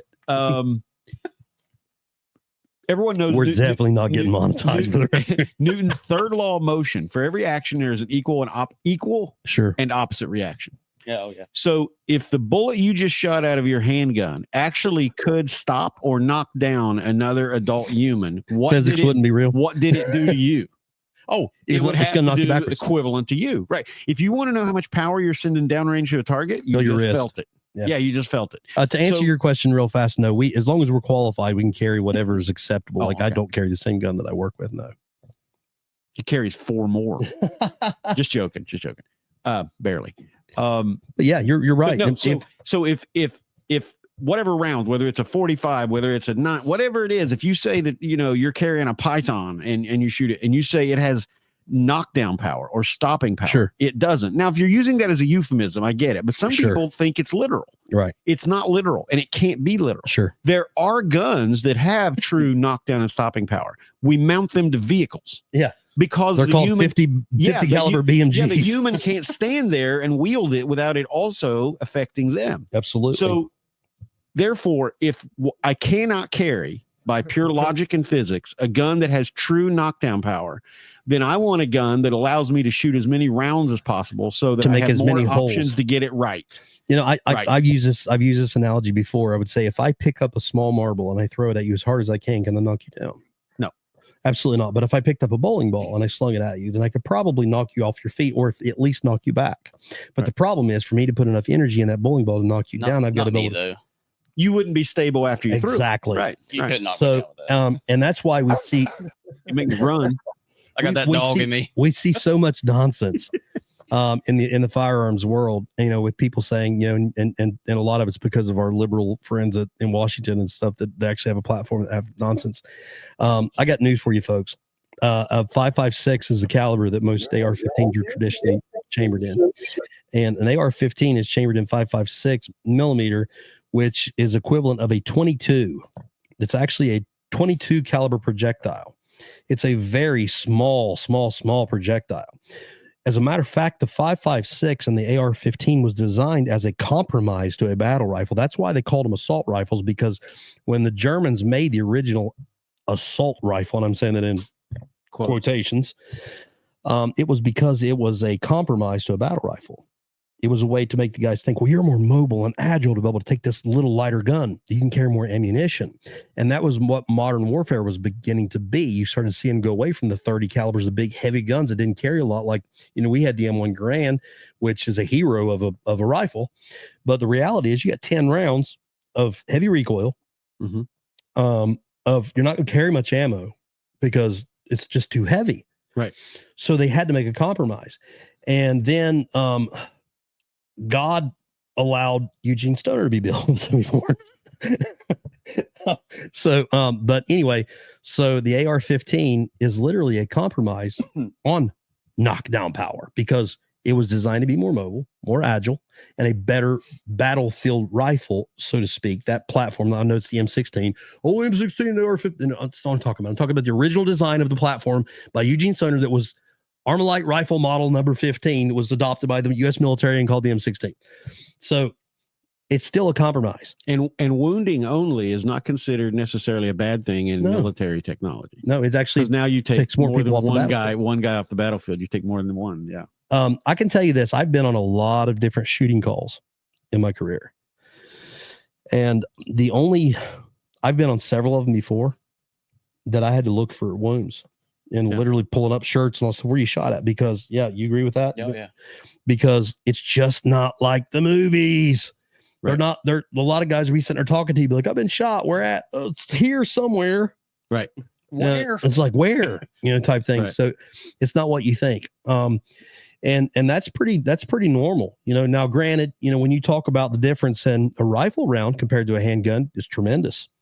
As far as energy wise and energy transfer, there was actually a book written, a study of some sort, and I can't remember what it was, but where it talked about stopping power, what you were talking about, and what it would take to be truly stopping power on a human body. Right. And the final study come out basically said that anything less than a 45-70. Well, there's a difference between the stopping power of the mass and the stopping power of the effects. The cavitation alone from a high power rifle is what does more damage than the actual mass of the bullet. Sure. And that's what, did you ever read that? Probably about 7 or 8 years ago, a surgeon that had been in the I Army. miss Tina. He came out with, he wrote an essay on what a 50 caliber, anti-material Barrett 50 cal. What's the other? BMG. Thank you. 50 BMG. What a 50 BMG bullet does to a body. Mm-hmm. And he wrote, and when he wrote his essay, it was specifically not what the hole did, but he explains how the energy transfer. It causes the energy transfer causes each individual cell to explode. Mm-hmm. Yeah, man. But it's like the difference between a 22 long rifle and a 22 mag. Sure. Yeah. If you want to see what happens, take like a 2-liter bottle, fill it up with water, set it down at the same range, have 2 of them, shoot one with the 22 long rifle, then you hit that one with the 22 mag, and that sucker's gonna freaking explode. Yeah. But I'll tell you that what they concluded was that's non-existent in a handgun.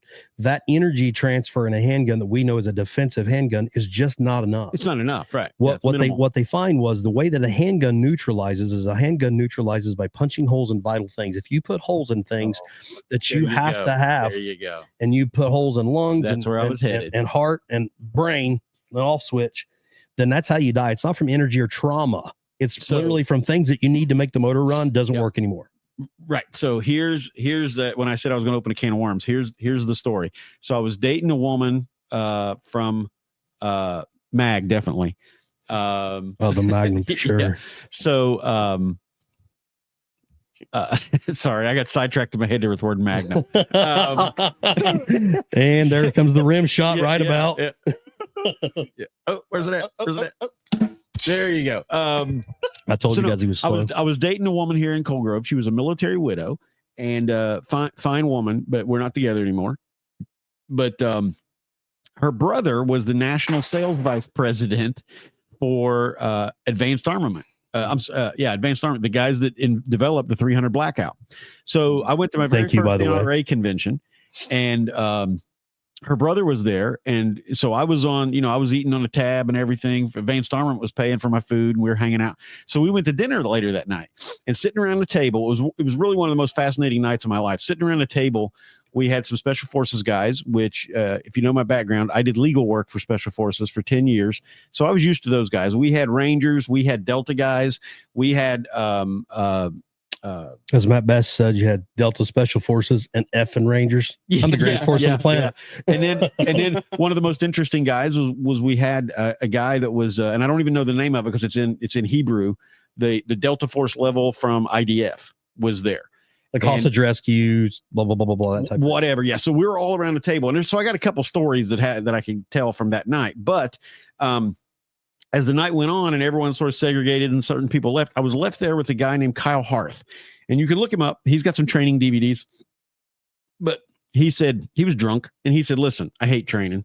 He said, I hear that's what you enjoy doing. I'm like, yeah. He said, well, I hate it, but I got a theory. He said, and I'm going to give it to you. And if you write a book or do a DVD and you make a lot of money on it, I'm not even going to ask you for any money, right? I'm just going to give this to you. And he was drunk. And he said, and he was talking about the FBI, T-Box. He said, it's all wrong. I'm like, really? And he goes, yeah. And he said, it's nose to nipples, man. And I'm like, what? And he said, yeah, nose to nipples. That's the triangle. He said, that's the fatal triangle. He said, because, and this is getting to what you just said a minute ago. He said, all the hydraulics and the electric are right here. Sure. He said, they talk about religion, they talk about anger, they talk about what drugs people are on, how much anger they've got, motivation, all that stuff. But if you turn off the hydraulics to the brain just doesn't work. It doesn't matter if they're dead or not. They just can't work anymore. If you shoot their spinal column, it doesn't matter what drug they're on or how much they hate you. Their body just doesn't work anymore. So he was saying nose to nipples is the bottleneck of the whole human body. There's only one kill switch, and it's the size of a walnut right back here. Now, here's the problem with the fascination with headshots that I know you guys, of course, get that drilled into you. The head is it's hard to hit. Very mobile. Very and if hard somebody's trying to get away from you, that head's going to move a lot. But you know what can't move without the whole body moving? This section right here. I can't just manipulate that part of me hardly at all unless my whole body's moving. You could have an exact location on my medulla oblongata back here, and you're ready to take me out, kill switch, instant ragdoll. And all it takes me to do is move a couple millimeters and you're going to miss it. You know, extremely hard to hit that. But if I take out the hydraulics and or the electric, It just don't work no more. Whether I'm dead or not's irrelevant. Prime example of that was Kettering, Ohio, when the police involved shooting. And I've talked about this before. This guy was shot, I think, 30 sometimes. And please don't quote me on this because I can't remember. This has been a long time ago that I went through this training. But this guy was shot 30 sometimes with service pistols. And, even being shot that many times, he was still completely alert, fighting. And in center mass, there was obviously good shots, bad shots, and everything in between. Sure. The thing that took him out of the fight was a botched shotgun blast that broke his ankles and he fell. The reality was he was incapacitated just by an odd injury. Right. What took him out of the fight was the fact that he literally got his ankles broken by getting hit with buckshot. Yeah. Well, he was obviously possessed by Satan. There had to be something, what I mean? This guy literally, I'll tell you, what's funny, Sovereign, as you say that, is in the video, after he'd been shot that many times, the broken ankles, been shot with double up buck and everything else, he still resisted arrest. Jesus. Sure. He fought and literally was cuffing them, and he was dead. He was dead on 4 o'clock already. There was no chance. Dead man fighting. Oh yeah, dead man fighting. What time was it again? What was it? What time was it? 4 o'clock. Okay. Deader than 4 o'clock. Deader than 4 o'clock. But that's the reality. Is a lot of times just because we're dead, the brain doesn't know it, and a lot of times when you're not dead, your brain will tell you that you are, and you see that thing. That's another effect that I was going to piggyback off what you were saying earlier. Is how many times there's actually accounts of officers that have been shot in non-lethal places and died and give up. Yeah, because that's what I'm supposed to do. I've been shot. I'm dead. Well, Ronald Reagan, Ronald Reagan was shot and almost killed with a 22. Not Magnum, just 22. Sure. You're stuck on that Magnum thing, bud. You don't even know. But if you watch the video of that attempted assassination, you see one of the Secret Service agents just fly across the hood of the car. And when they interview him about it later, I can't remember the exact quote, but basically what it boils down to is he's like, "Well, I was shot. I thought I was supposed to kind of like fly." Oh, wow. So I want to compare that. We've all remember seeing that, and there's video of it. Yeah. It was so fucking quick from the time those shots were fired before Reagan was out of there, gone, taillights.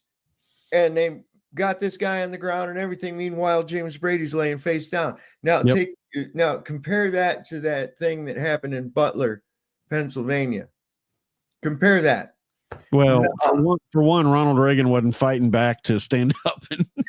No. But what I'm getting at is that's I don't think he had Ronald Reagan would not have been allowed to stand up and go fight or anything else. Yeah, because we had a real Secret Service back then. That was the real deal right there. But that shit that went on there. Listen, I'm calling bullshit on that whole thing. Man. Here's what I'm saying. And here's what I'm saying. Whether, I've heard people say it's a hoax or whatever. I don't know, but I can tell you this. If we have Delta and DevGru guys, do they not retire some point, Tom? Oh, yeah. Then why are they not guarding our leaders? Well, yeah, but I'm saying from the service. Because it's two different pursuits. Yes, but when you're talking about, did you guys know that was the very first time? Did you know that was the very first time that CNN had ever covered a live Trump rally? The very first time. Well, okay. So Sovereign, me and you haven't dealt with each other a whole lot. I have a policy on conspiracy theories. Not saying you're conspiracy theory. I'm just questioning it. I was like, that's really weird, man. You're thinking maybe it was all a fix, and I'm not saying you're saying it is. I'm saying you're theorizing that it may be. Yeah. So I have a policy. My first thought on any of that is just no. And then if there's enough evidence that piles up to gets me to listen again, then I eventually will open up. And I have changed my mind on several over the years. But so I just kind of go as if none of them are true when I first start off, at least. Right. You should, as you should. But you should also be as critical. You should also be as critical of the narrative that you're given and be able to look at the narrative that you're given and see it, run it through the logic sensors and see if it actually makes sense. Well, okay. So here's some logic. Believe it or not, they do want to control your perception of everything that's going on. Sure. Full spectrum dominant. The DMV very well. So, you got to balance those two realities. They are trying, I agree. But I was horrified at first, but then I started seeing some things like when, the famous picture, he came up with his fist in the air and all that, right? Yeah. That same guy is the same guy that filmed George Bush when he was reading the story to the kids when he was told of the Twin Towers. All right. And same guy that got the shot of George Bush ducking the shoe when the Iraqi reporter or whatever threw it at him. I just thought that's awful coincidental. Also kind of calling bullshit on a picture that caught the bullet in the air. I'm really highly skeptical of that, given all the news footage we've ever had shot, photographs in war zones, and we don't see bullets caught in the air. So that's kind of suspect as well.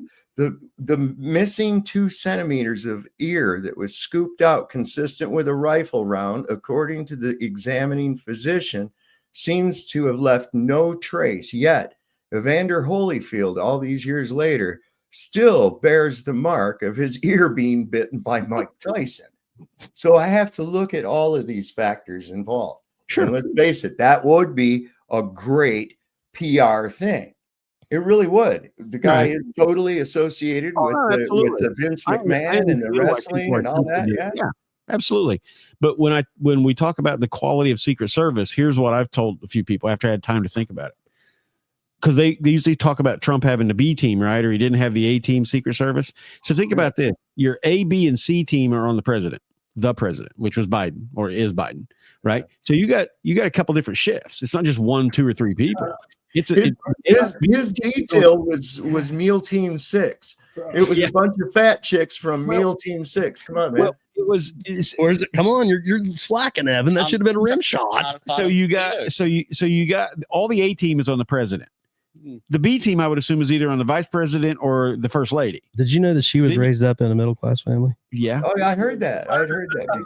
And then you got C and D teams are on the other 2, right? The spouse and the husband or whatever we call them. So you got 3 A teams on president, 3 next teams, next. You got 12 teams of executive protection, probably more because they got to have days off, right? So you got the best 12 to 15 teams, which I don't even know how big a team is, on just those 4 people. Then you got the president's kids, the vice president's kids. But isn't Donald Trump a billionaire? Don't these guys have the ability to almost like hire their own private army and shit? I don't think because of the way it's written. I think for 10 years, Secret Service has they're not going to work with a private organization. And I will say this: I agree with what Tom's saying. I really do. Except for the only thing is, I think even at the worst, I don't see that some of the, especially that woman. Oh no! That's what I mean. Is he had the G or the H team? Well, I'm not sure. See, I'm looking at both of them. They're both just actors on a stage that I'm seeing. And I think Shakespeare had it absolutely right. All the world is a stage. We're just listen. If they now, I'm gonna play counter argument to you here on purpose. I don't necessarily know. I'm not saying you're wrong, but counter argument. If you were going to stage that, is that the actors you would have picked for Secret Service? Okay. Well, would it matter? Everybody bought it. Commando guys on there. That's what I mean. You would have had like the best dudes out there, at least actors. You wouldn't have had Rosie O'Donnell's grandkids. No, if I wanted to throw you down a false rabbit hole of inadequate Secret Service and all that other shit, I would absolutely do it that way. Why would you want it to be inaccurate if you're faking it? It doesn't need to be. It doesn't need to be. Look what it did. Look at all the people that bought into that. Look what happened. The Cult 45, and I'm not for Harris or Trump. I don't like any of them. Okay, but I'm looking at the Cult 45 crew. The ones I didn't hear him say that and this, that, and the other. And they're not looking at shit objectively, not at all. They're looking at it through a looking glass darkly. Basically, is what they're doing.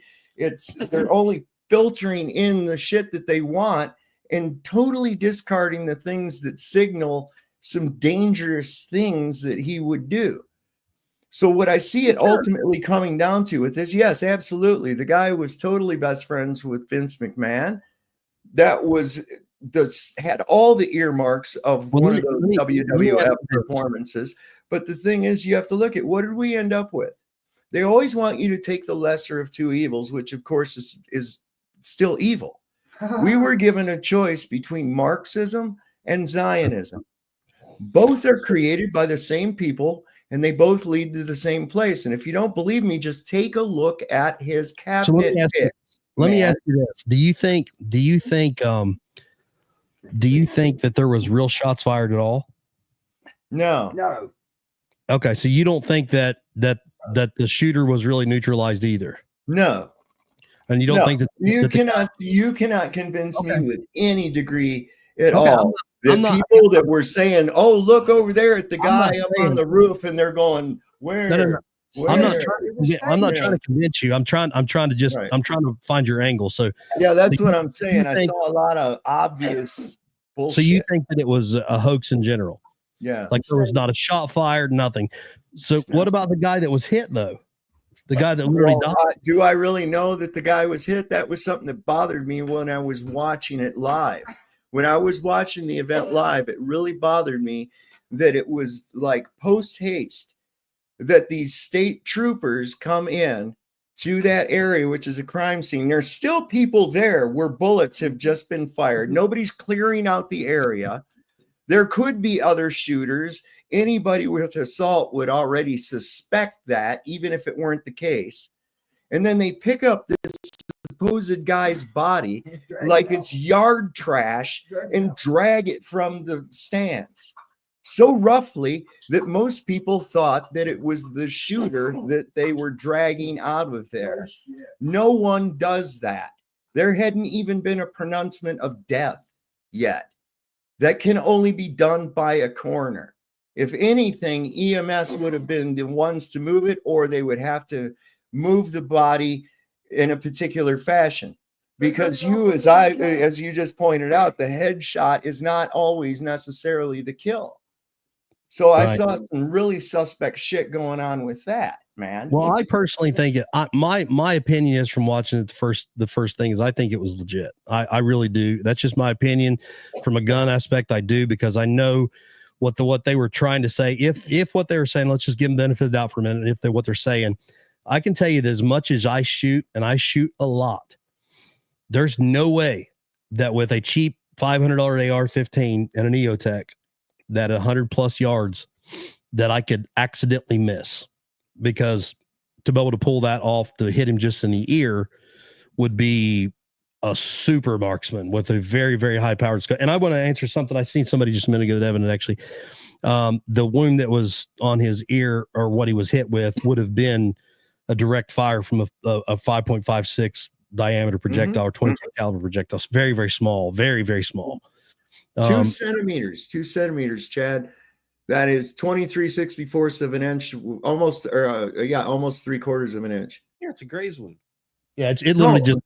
The doctor who examined him said that there was a portion of his ear scooped out, 2 centimeters of area scooped out, consistent with a bullet round.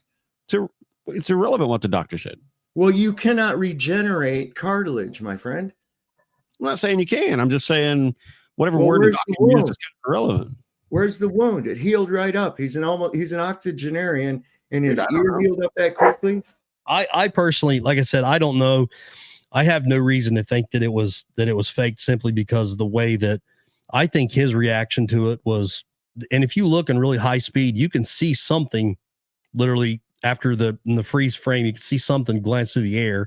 Now, I'm not saying that could have been done with AI. I mean, to give you the benefit of the doubt, I don't really know, but you certainly can see something. And the biggest thing that sold me was the fact that he reacted before you could actually audibly hear the shot, which would imply that it's faster than the speed of sound, which in the AR-15. Before you heard the shot. Sure, but that would have been, in perspective, the same distance from him and the camera, even though it was not the same. The camera was still at a distance back from the media platform. So at 100 yards, let's just say hypothetically 100 yards, then you're going to get from. Of course, 3,000. Reacted before the shot. You're not going to. The bullet's going faster than the sound.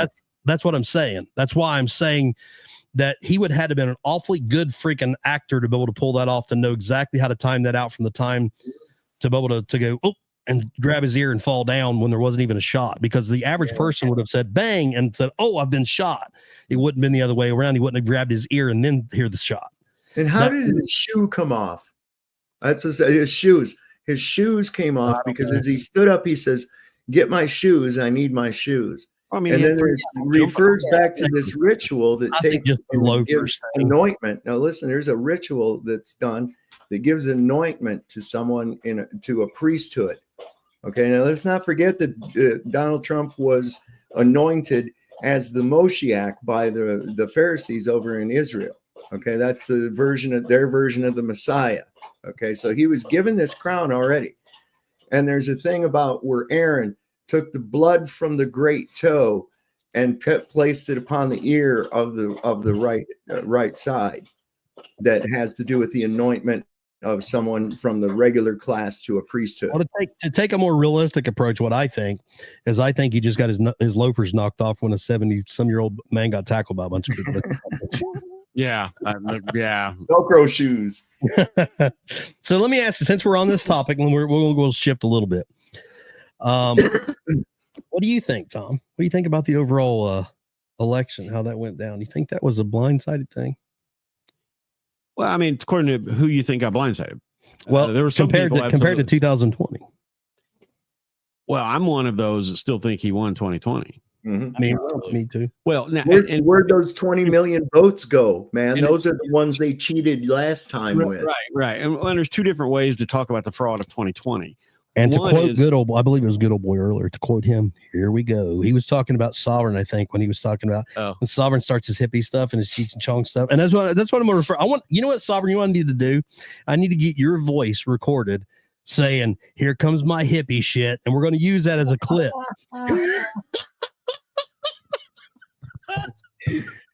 So we're going to have to get together on that so we can record that, so we can use that as a clip. I'll make you a clip. So you're trying to say that you don't believe that 20 million votes come in at 4:00 in the morning? No, they didn't. No, they did not. Did you see where Project Veritas caught those people in live time in Michigan, delivering ballots with trucks from California, and then it went to the local news. Yeah, then it went to the local news. Look, I am positive that someone in Michigan cast a ballot in my name. Now, I haven't lived in Michigan for almost 30 years. I've not voted in Michigan ever. Okay. But I've been getting these random texts from polls on my phone. Now, it'd be different if they were from different states or didn't specify, but they're all saying, "We are polling Michigan residents. We are polling Michigan residents." And they're from different numbers all the time. And I'm like, wait a second. How would they want to poll me as a Michigan voter if I haven't lived there for 30 years? Sure. Well, I mean, you're only against voter ID for one reason. In 2024. Now, maybe in 1964, it was different when there'd been poll taxes not that long before and all that. And there were people that actually didn't have IDs, and we didn't have the technology we have now. And you couldn't go get them for free and everything else. You only don't want voter ID for one reason. It's pretty simple. You only don't want the voter rolls purged of if you have to have an ID for everything else for one reason.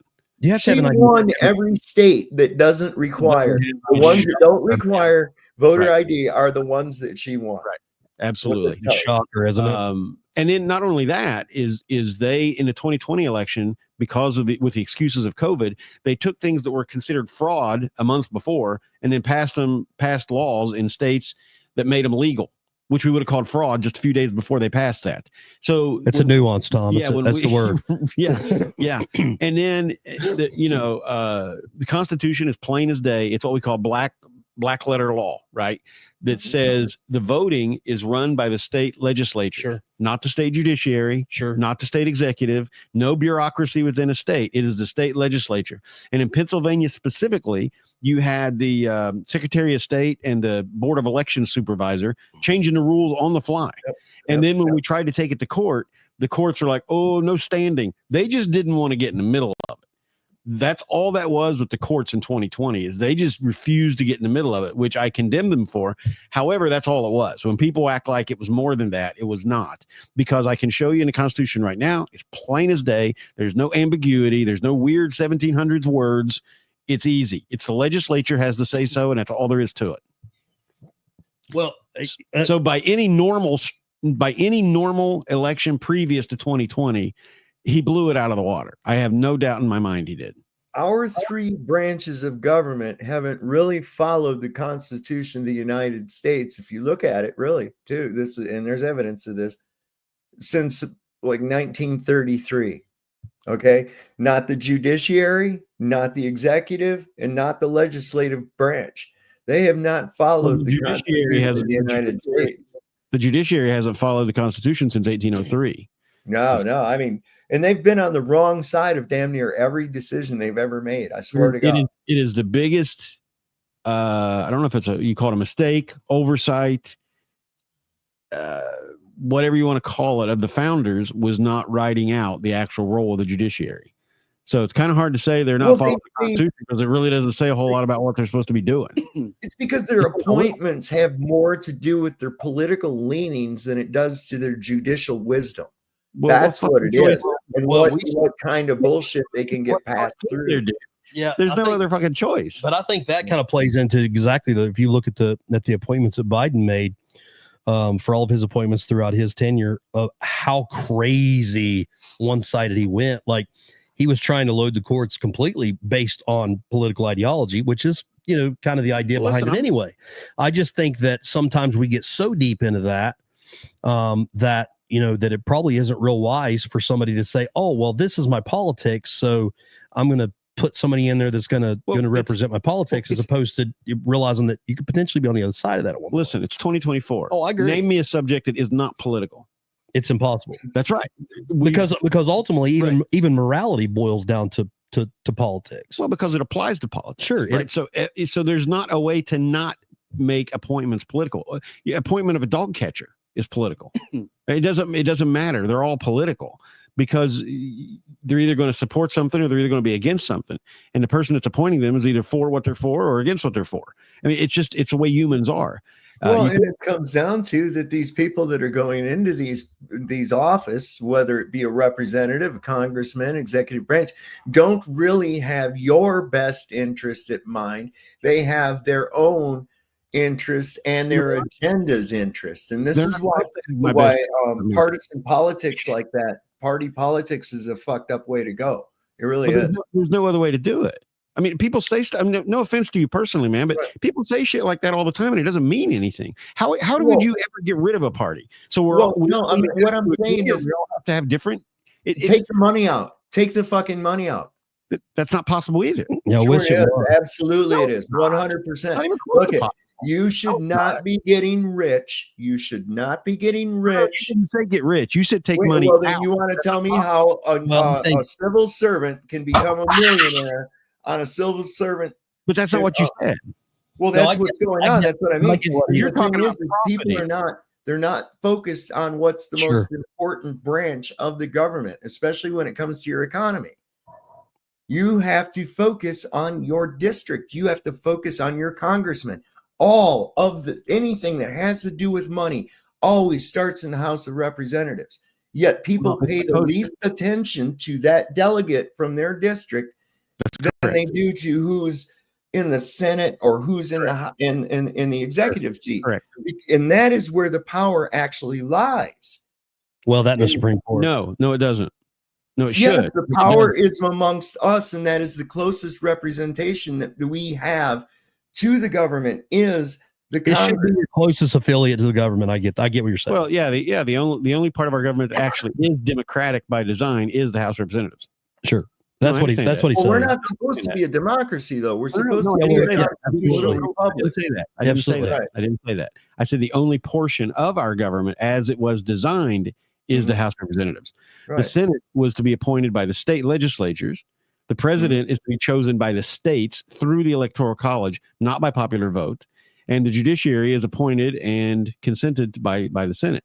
So the only portion that was designed to be democratically elected is the House of Representatives. Yep.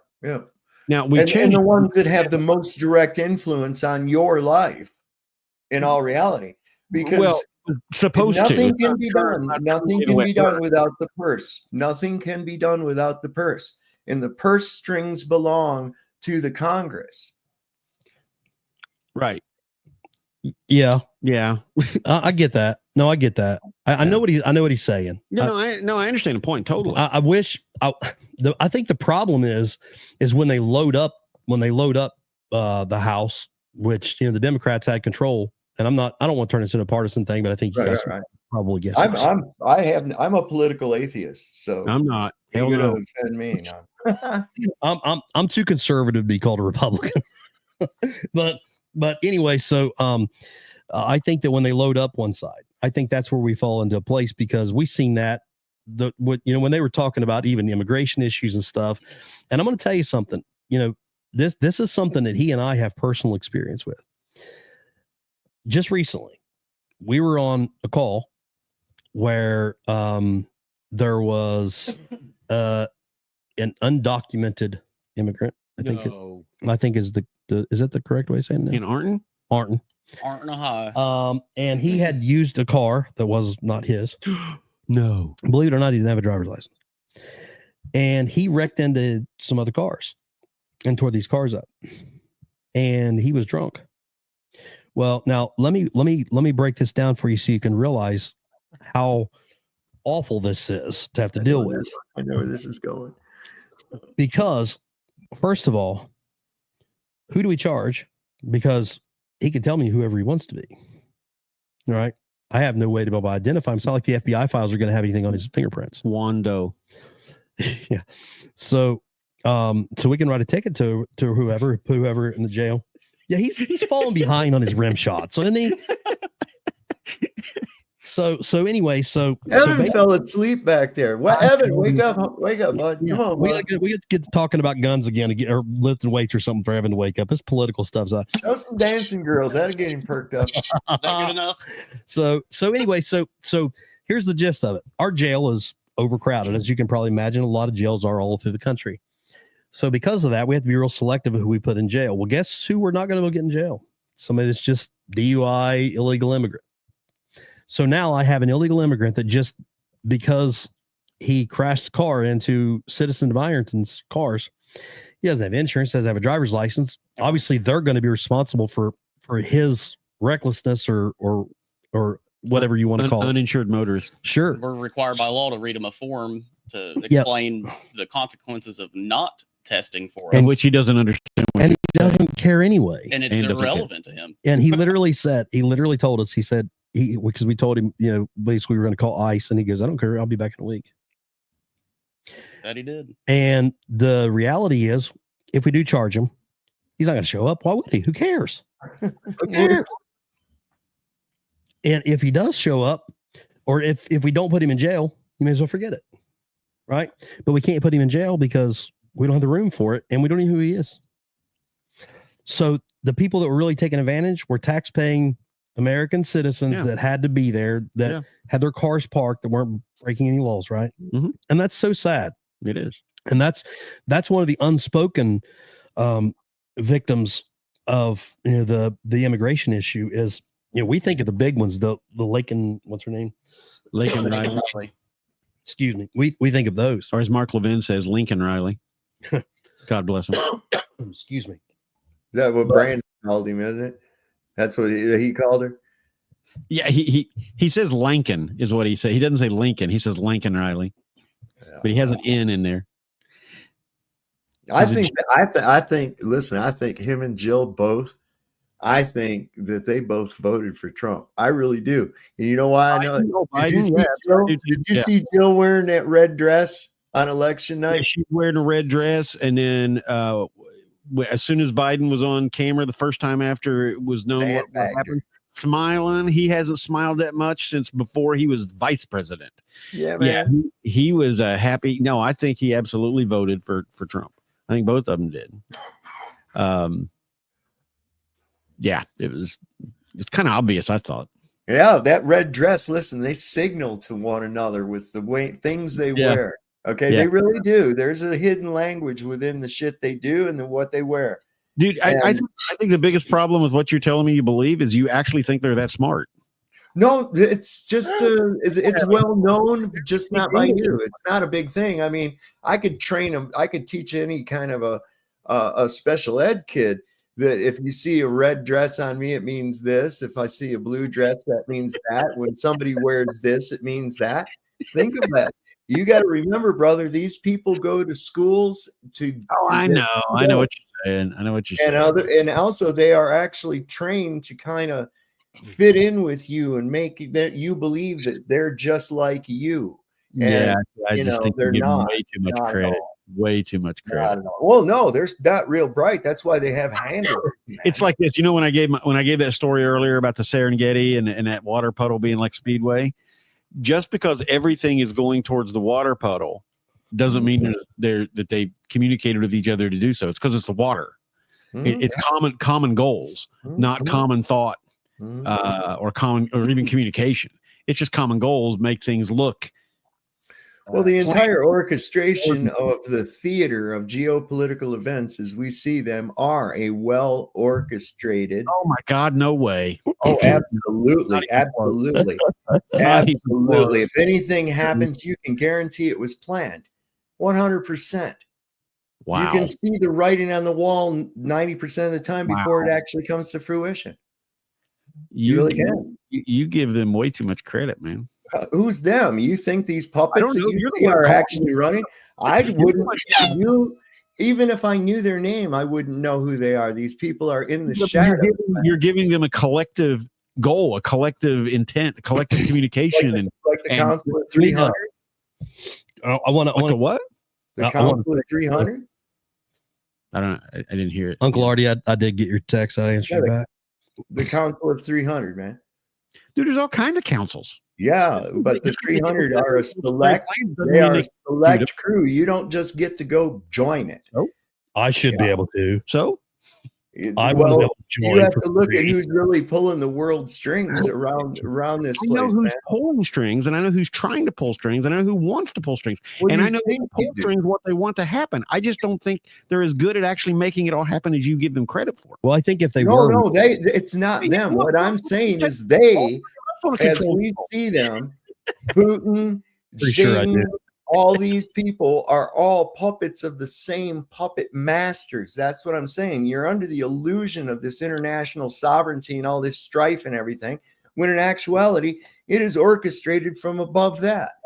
Do you think it's any accident that we observe treaties during wartime with one another? When has that ever happened? We do this.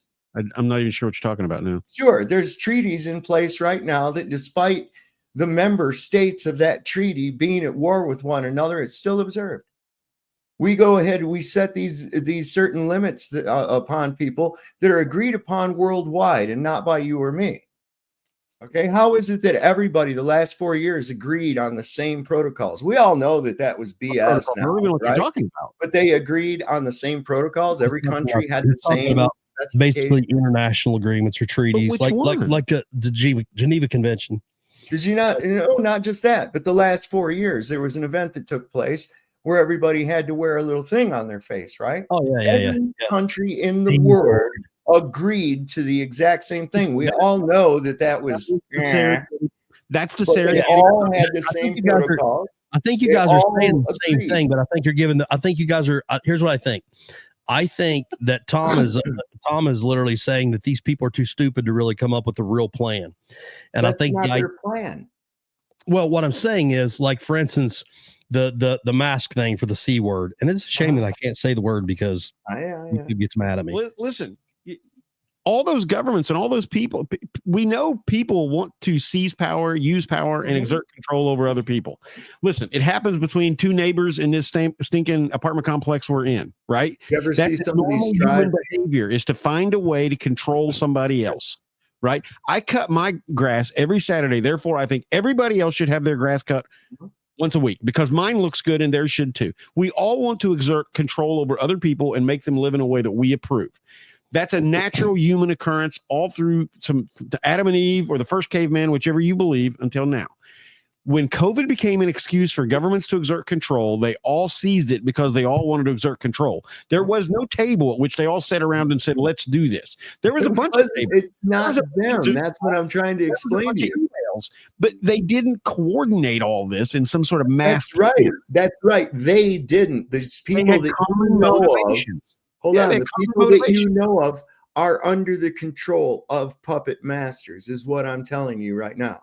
For But you're instance, Yeah, we've but seen you're about like people, bureaucracy. we've seen people. Wait a second. It's a puppet master. That's what I'm Listen, telling you. listen, There listen isn't. to my example one time. Okay? I think what he's trying to say is he's talking about contributors and literally financial investors. Like, for instance, we know that Bill Gates is obviously an evil man. I mean, let's face it. He's literally got his hands in stuff that he shouldn't have his hands in.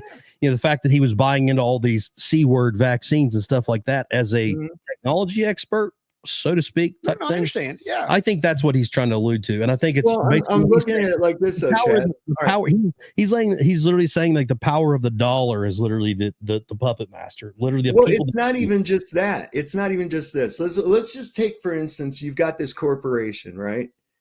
And you've seen people that work for such a corporation. Let's just take, for instance, Walmart, right? They have stores all over the place. And there are people in that store, that particular individual store, that will strive and try to gain the power and authority of a department manager. And then eventually maybe even the store manager. But is that store manager actually setting his own policies? No, he has a limited range that he could work within, but he is still subject to the corporation's policies. And that's what I'm saying. You have to look at these different nations as different Walmarts with different store managers that have a limited range of policy setting, but still are beholden to the master corporation itself. What I thought he said. Yeah, you're saying that there's somebody at the top telling everybody. Yeah, see, and there's not. How do you know that? How do you know that? Okay, I say the exact same thing back to you. We could do that all night long. Because the entire thing is too complex for a mortal person, a mortal man. Exactly. To put the plan into place himself. Right. So what does that point to? Just like you cannot have a communist Marxist economy because it requires a central government to try to make economic decisions, which cannot be made by a select few. The free market works because it's not got any puppet master. That's why it works. Well, no, we don't have a free market. We have I didn't say we did. We have. Yes, I agree that it would, but that's all theoretical. We're talking about how things work right now. The more control, what history proves to us is the more control, the more centralized, the less things work. That's why I am a conservative. That's why. You agree that Walmart has a central headquarters? Do you agree that Walmart has a central headquarters? Yeah, but you're talking independent stores. It's a bad metaphor. It's a bad metaphor. No, it's not really at all. No, it's a bad metaphor. They have to go with the constraint of the master company. It's just like these companies right now. Let's bring it down one level. It's not a correct metaphor, dude. Coke. Who's Coca-Cola's biggest competitor? I would assume Pepsi. Pepsi, right? Who owns Coca-Cola? I don't know. BlackRock. Who owns Pepsi? Oh, no. No, I'm not shitting you. Who owns Pepsi? No idea. BlackRock. The same people own both companies. Okay. So is there really competition, or is there an illusion of competition? Because they're going to make money off of both. Right? But that sure. If that's, I mean, yeah, I think under that understanding, I'm not according so sure to what you mean by competition. Well, right? If you see the competition that we've seen our entire life, so Coke or Pepsi, are BlackRock soda experts? BlackRock. It doesn't matter if BlackRock or soda experts. They own both companies and they call the shots with both. Do they know? No, they don't. Yes, they do. No, they are investors. Yes, they are the top investors. If right. They call down those to the guy shots. running bat 37 and saying change the mixture. No, they're not. Right? Wait a second. So they don't care have to do your that. Coke wins. So therefore, a competition still exists. Well, how? If they're making money and owned by the same company, all I'm doing is making two things and selling you the same thing. Because there's people that actually run the soda companies. Yeah, but there's not actually any competition because when it's said and done, the actual profits are going to the same people. That's not how reality works. The guy it is how reality works. Go ahead and look up it. The guy that's in charge of the Pepsi part of BlackRock's holdings still wants his brain BlackRock to owns succeed. the majority shares. BlackRock and State Yes, I Street. just said that. I'm going Yeah. with you. I don't even know if it's true, but yes, the guy that they put in charge. You can go right online right now. Yahoo Finance, put in the look. It's I right don't there. even care. What I'm trying to tell you is the guy that's in charge of their Pepsi holdings still wants his brand to succeed. The guy in charge of their Coke holdings still wants their brand to succeed. BlackRock may not care which one, but it also doesn't affect the product, because as long as they both make money, they don't care, because they're investors. They're not. All right. So what do you think would happen if I think we're one kind of the so-called top people at Coca-Cola went ahead and did change the recipe? It sucked really bad and sales started going down. Do you think BlackRock would have him replaced and someone else put in his place? Or even if they didn't own it, they would do that. Exactly. 100%. The board of directors is going to call the shots with who's running the corporation, bro. Okay. Let me give you a prime example. A prime example would be this: in the world of AR-15s, again, because it's back to guns, there's only like 7 forges in the country that actually forge aluminum. Stuff happens all the time. So for instance, like actually, I think there might be one over your neck of the woods, Sovereign, over in Virginia. I believe it's Cero Forge actually does the majority, huge forging. Zero Metals. Yeah, we have a brass plant. Or it's not a branch. It's not they don't manufacture the brass. They tool things into fire hose couplings and shit like that. The company actually does probably 60% of the forgings for AR-15s, and they are owned by another big aluminum company that's actually a competitor that I don't think it's Alcoa. They're owned by somebody that's kind of competitor with them, but they're both owned by the same holding company. And I think that if you look at it that way, like, do you think they really care who gets what forges? Like, for instance, if they're selling forgings to Armalite and Colt or whatever, those are basically still supporting the same company. They're still making dollars either way. They're buying both to hedge bets. It's not that they don't care. Yeah, it's not that they think. I think what you're getting at originally, and I think we kind of got off topic, but was the fact that there's probably investors and powers that be that have a lot more bureaucracy than we want to admit. And I think that is a possibility. Well, I mean, we see it all. Let's just look in United States Congress, as we see that, contributors to campaigns certainly do have a lot of favoritism when it comes to lawmaking and stuff. Like, for instance, if you're a huge investor. You know what we also just saw, to get back to your original topic? That money doesn't buy an election. It tried. It did the first time. No, it can. I'm not saying that it cannot, but it does not automatically. Otherwise, we would have had a President Rockefeller and Forbes. Right. No, what did she do? She gave $10 million to Beyonce, to give a 5-minute speech.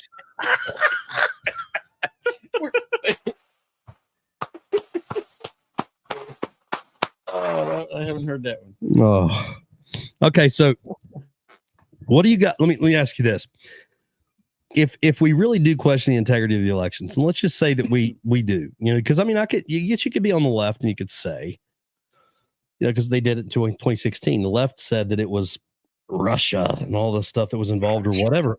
But here's what you look at. Let's just say, if you do question the integrity of the election, what's the answer? Then for the American people, like, at what point do we say, I don't really know how to make it right? Well, there are states that got it right. There are states that knew the answers really quickly. Ohio being one of them, right? You got California still counting tonight. You've got Florida after the 2000 debacle figured it out. Now they know their results, like bam, bam, bam. There's certain very commonsensical things. It's not like people just started doing this. Sure. We've been doing it a while. We know better ways to do it. If you get the political agenda, as Sovereign is saying, out of that part of it, if you want chaos because you want to be able to cheat, then you do it this way. If you want it done, over with, counted, bam, here's the results, and you're not trying to cheat or allow for cheating, then you do it a different way. I remember when I was a kid, elections were over at like midnight. Right. And it was done. Yeah, and it was paper. And now all of a sudden they're saying days. Exactly. Why? How do we get better at technology? Because they're designing loopholes in the system to try to fix, to work inside the loopholes. And Isn't it funny that the states that can't count everything immediately are the states that were either close or they knew were going to go to the other side? Well, they always want to point to the Dewey Truman election. What was that, 49? Where it showed, I think that was a year, I can't be sure, but it was like they had it in the bag that Dewey had won the election, and they'd already printed the headlines that said Dewey wins. Well, I think it was based on polls too. Yeah. And polls have never, I don't think polls have ever been as inaccurate as they are now. That's what I'm saying. That's my whole point, is like, how did we go? Well, how do we go further in technology, but farther away from polls? I understand why they're, or at least I have my theory as to why they're not as accurate. People aren't consuming, you can't contact people like you used to. Pollsters used to be able to contact people on, a standard. They knew where people would be at a certain time. Most of American life ran, in similar ways. And now, all of us here on this panel, well, maybe not, at least me and you, Sovereign and Auditor, we at least, when we went to school, every kid had watched the same TV shows the night before. We could all talk about the same ABC, NBC, or CBS comedies and what we'd watched with our family the night before. You can't do that anymore. Sure. There's 1,000 streaming platforms. There's internet. There's still cable, still satellite. Everybody doesn't know the same music anymore. Everyone doesn't know the same TV shows anymore. We don't know the same newspapers anymore. So I think that has affected polling. There's not this unintentional hive mentality that we used to have. It used to be just sort of, accidental. And now it's a diaspora. Everyone just spread out too much. Well, we are so I don't think pollsters can be as accurate. We are a super connected world and very disconnected. I think we should stop polling. And go ahead and poll afterwards. Because unfortunately, I think a lot of people's decision is guided by consensus. I see a large evidence of that being a trait amongst people anyways, that they'll just follow along with a herd. They'll look to see who's got the bigger number, and they'll just go with it by consensus. And that is no way to decide anything whatsoever. There's a lot of people can go in the wrong direction. So listen, I'm for making elections harder. Yes. I think there should be one day. I think they should fight. I think it should be one day. And if you're not in line by noon, you don't get a vote. Frankie says that the left are woke wackos. And I agree. And the only people that get absentee are military. That's the way I think it ought to be. Because here's yeah. I was the voting assistance officer for 3 of my different units I was in the Army, right? And I used to put up all the posters about participate in democracy and blah, blah, blah, blah, blah, all that stuff about the more of us participate, the better it is, and blah, blah, blah. And then certain scandals happened in our government, and I realized how friggin' stupid the majority of the American voters are. They don't pay attention. They don't want to pay attention.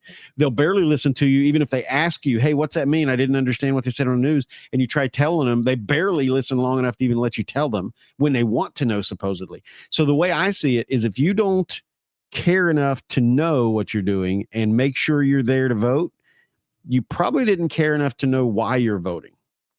So I'm cool with it having less voters. Have you ever seen the movie Wag the Dog? I've heard about it, but I haven't watched it. I'll grab a link for it. You can see it on Internet Archive. It's really, really good. Yeah. And basically, I know the concept, yeah. Yeah, it's the president, or the current president. He's up for re-election. The election's only like a few days away.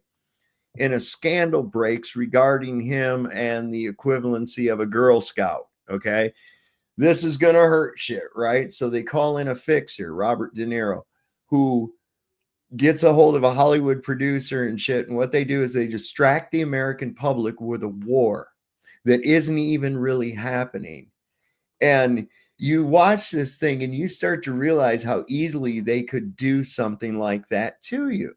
Sure. Really easily. And I see a lot of that kind of, when I see events, I always have to run that through the back of my head as it's going along. Is this an orchestrated event? Is this actually really real? And I have to really do some digging into stuff, because really, let's face it, this day and age, in the wacko world we live in, right? You gotta check everything out, man, from all sides. Well, before I put any effort into anything, I try to ask myself, does it even matter? So if, for instance, as an example, if chemtrails are real and they're poisoning us with chemtrails.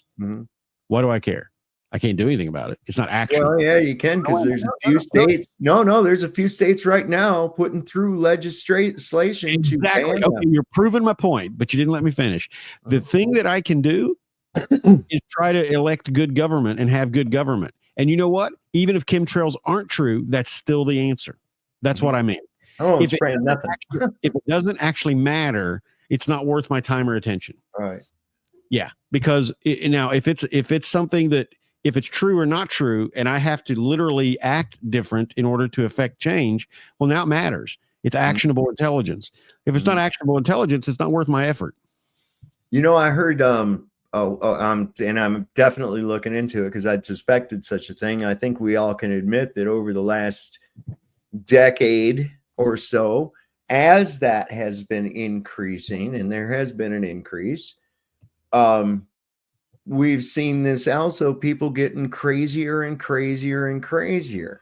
And I'd suspected before that, you know, I wonder if there's something other than just barium and aluminum or whatever else is in these things. What if they were microdosing us with some kind of a nerve agent, and over a period of time, that accumulation is making people batshit crazy? I mean, I saw people after this election literally crying on social media. They found it necessary to record themselves over the prospect that they would not be able to murder babies anymore. And I don't even know where they got that. And I thought, they didn't need any help. They're just that stupid. Yeah, but I mean, how does this? You can admit that you've seen people acting more and more batshit crazy. I'm not. I don't think they're acting. I'm not so sure that's true. We see more of it. We see more of it. I'm not so sure. Well, the reason being is because of what I said earlier. We are in a very connected age. Yeah. Because the reality is we carry the world around in the palm of our hand right here. I mean, well, I always gauge that by what I see around me. That's why I didn't buy the bullshit the last 4 years. I didn't see that happening in real life, what they were showing me on the television.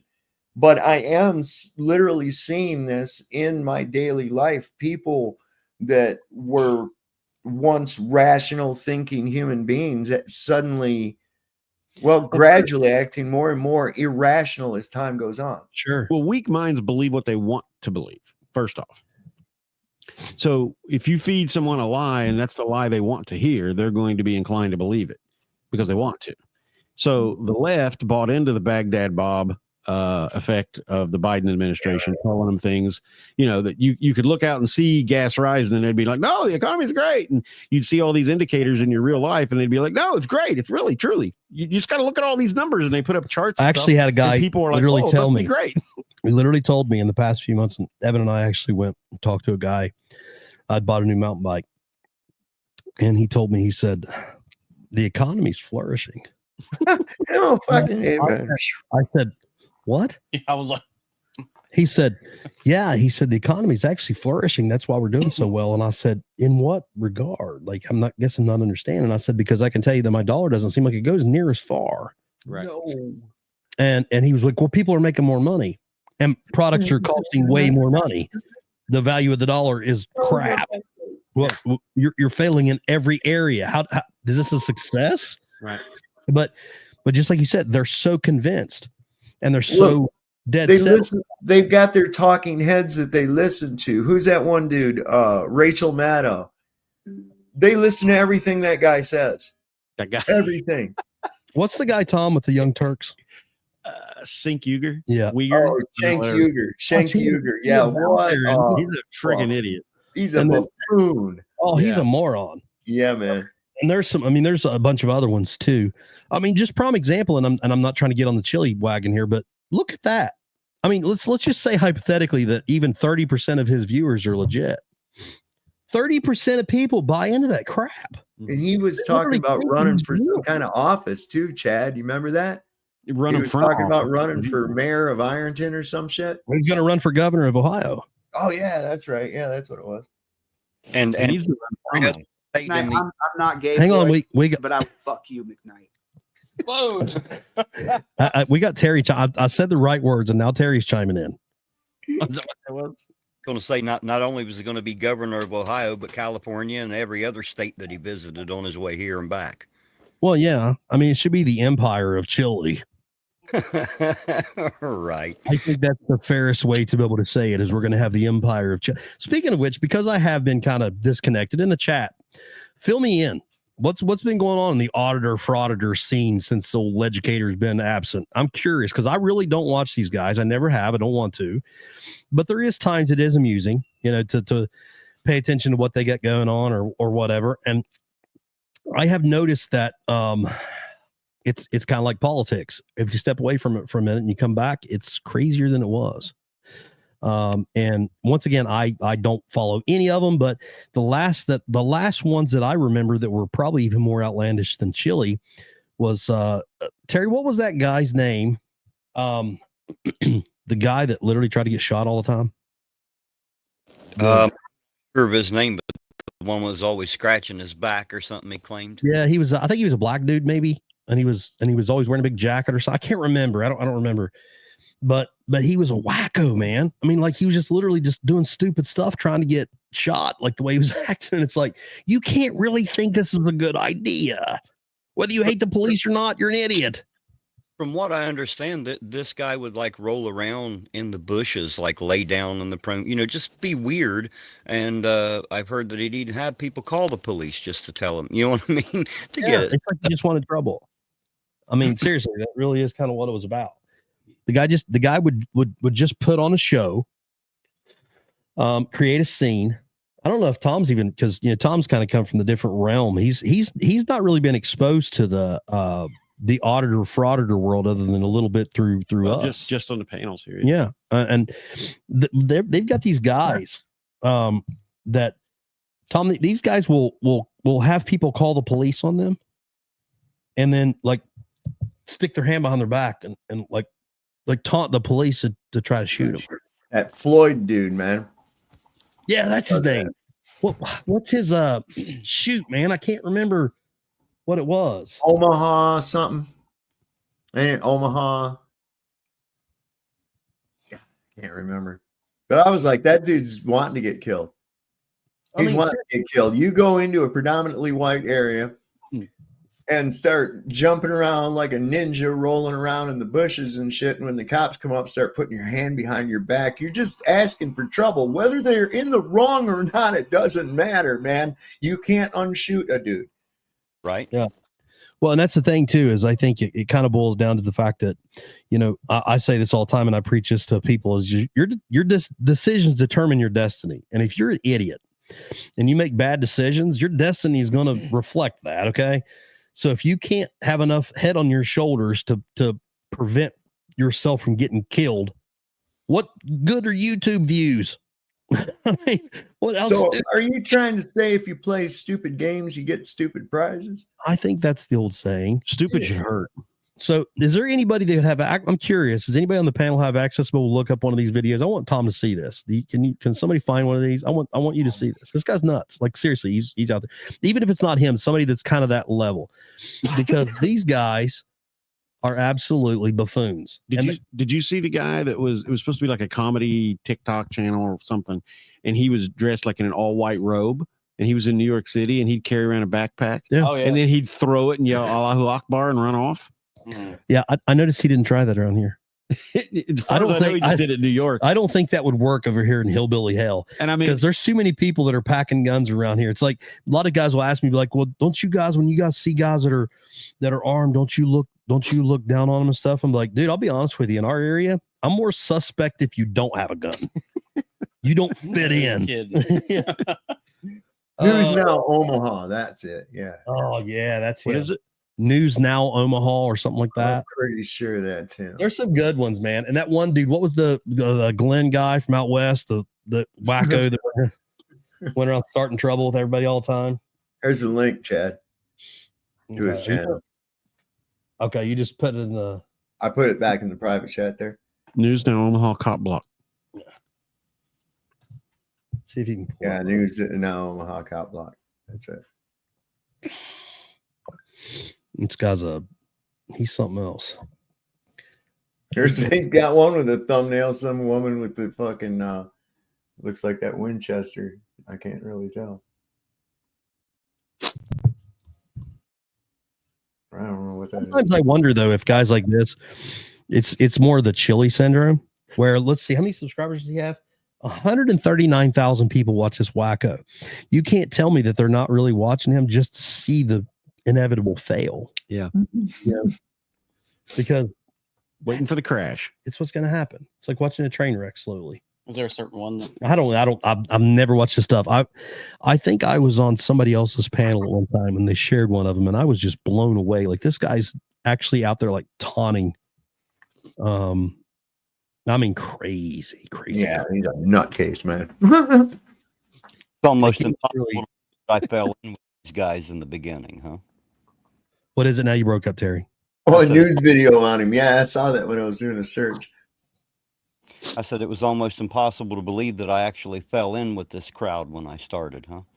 Well, I wouldn't say this crowd. This is even different level than Chili. This guy's out there. He's gonna get hurt. I mean, he's just whack-o, man. Which I don't know anything about him, but I do know that and he's not the only one. I mean, there's a bunch of them. That Glenn Serio guy or whatever his name, he's another one. He's always going to fight people, he says. And he's literally one of those guys that he's got that Dunlap disease where his belly hangs over his pants and stuff. And he's always talking about sweeping the leg and beat people up and stuff. And it's like, dude, you couldn't even get up if you had to. Like, yeah. I mean, just wacko. I'm a firm believer. Some people are just too bored with life and they want drama. They need drama. Oh man, my friend that was just here is exactly like that, man. Yeah, like that. I can't surround myself with people like that. If they're high drama. So what I told my son all the time is I said, listen, life brings us enough trouble and drama that we can't control or get away from for us to create more. Oh my God, yeah. Don't create it. If it comes to you, it does, but don't create drama. And some of these people could realize that 99% of their problems are self-created. Oh, wow. Isn't that true? Yes. Yeah. Most. How many times do people literally go and they'll say, there's a hornet's nest over there. I'm going to go poke it with a stick for the next 20 minutes. And then I'm going to complain when I get stung. Mm-hmm. Right.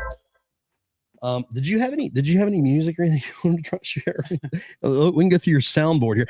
See, Evan's playing with his new toys tonight, so I want you guys to be able to enjoy this too, because that's all part of the experience here at the Leducation Station, has been able to understand Leducation. Well, first of all, before I do this, does anybody know what Beth Risk's favorite midnight snack is? Yeah, we can play bearded clam. Oh my God. We could play some. Oh my God. I haven't heard that in forever. So we can play some trivia here. Yeah. So just in case you guys want to know, Evan found bearded clam. The answer is carpet. Yes. Let's see here. Go ahead and I'm Beth Risk. Today's Saturday. No, you forgot the part, Sovereign. You're getting rusty. It's your problem. You're getting rusty. You gotta say it's Beth Risk, Martin O'Hara. No, that's mine. That's my favorite midnight snack. What's that? A Little Debbie. Little Debbie cakes. What's her last name? Oh man. Where's the beef? Oh, so I don't know if you guys have noticed. Do you guys remember that Ben on Third guy that gets on? Sometimes he gets on my channel and says stuff too. He's a local Ironton guy. He rides around a bicycle and stuff. And he a true story. Swear I'm not making this up. And he gets on there and he kind of wants to complain about the police all the time. And there was one where I'll just ask you this, Tom. He actually had a video of one of our officers picking up something off the hood of a car. Oh my God. Legit. Yeah. Just something laying on the hood and he picks it up.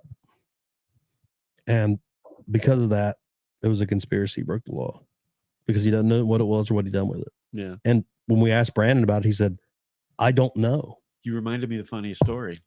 Oh, I'm sure you guys probably heard this, talked about this way more than I have, but the guy, the cop video of the guy where the acorns landed on the hood of his car and he rolls around. Oh my God, yeah. An idiot. I was embarrassed to watch it. I was like, whoa. I was like, my own mama says I'm a drug dealer. Wow. I forgot all about that one.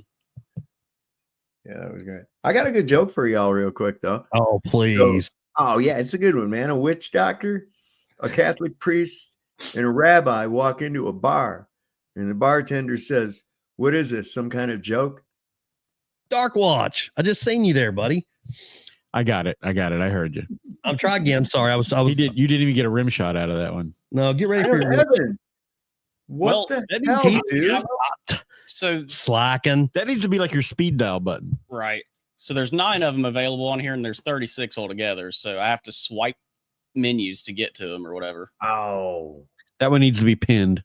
So, but this is all about trial and error. You know how many bad jokes we've told? I know, right? Trial and error, but I'm gonna be better at this. We're learning. Listen, our timing's been on, and it's because of you that the jokes haven't landed now. For now, I agree. Hey, We're giving the product. He's just dropping the ball. For now, you need to call this special education. Well, this is special education. There you go. I delayed that on purpose. There you go. So anyway, so this guy goes around and he says a lot of things about the channel, and well, not so much about the channel, but he's always talking about the PD. And then he actually always brings up about that something about the hood on the car. And he's like, yeah, he picked up off the hood of the car, and he's making videos and all this stuff. And it's like, so I actually asked Blankenship, I was like, do you even know what he's talking about? And he goes, I have no clue what he's talking about. And what gets me is, what if it was drugs? Yeah. Hello? What are you expecting to do? Drive off with it off the car? I mean, he's got to pick it up. He's got to pick it up. You know, it's like that does not register in his mind.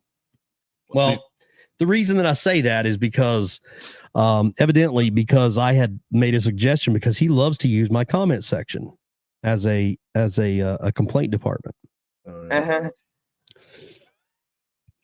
And because he uses my comment section as a complaint department, I have passed on to him very, very repeatedly that if you have a complaint, please go to the police department.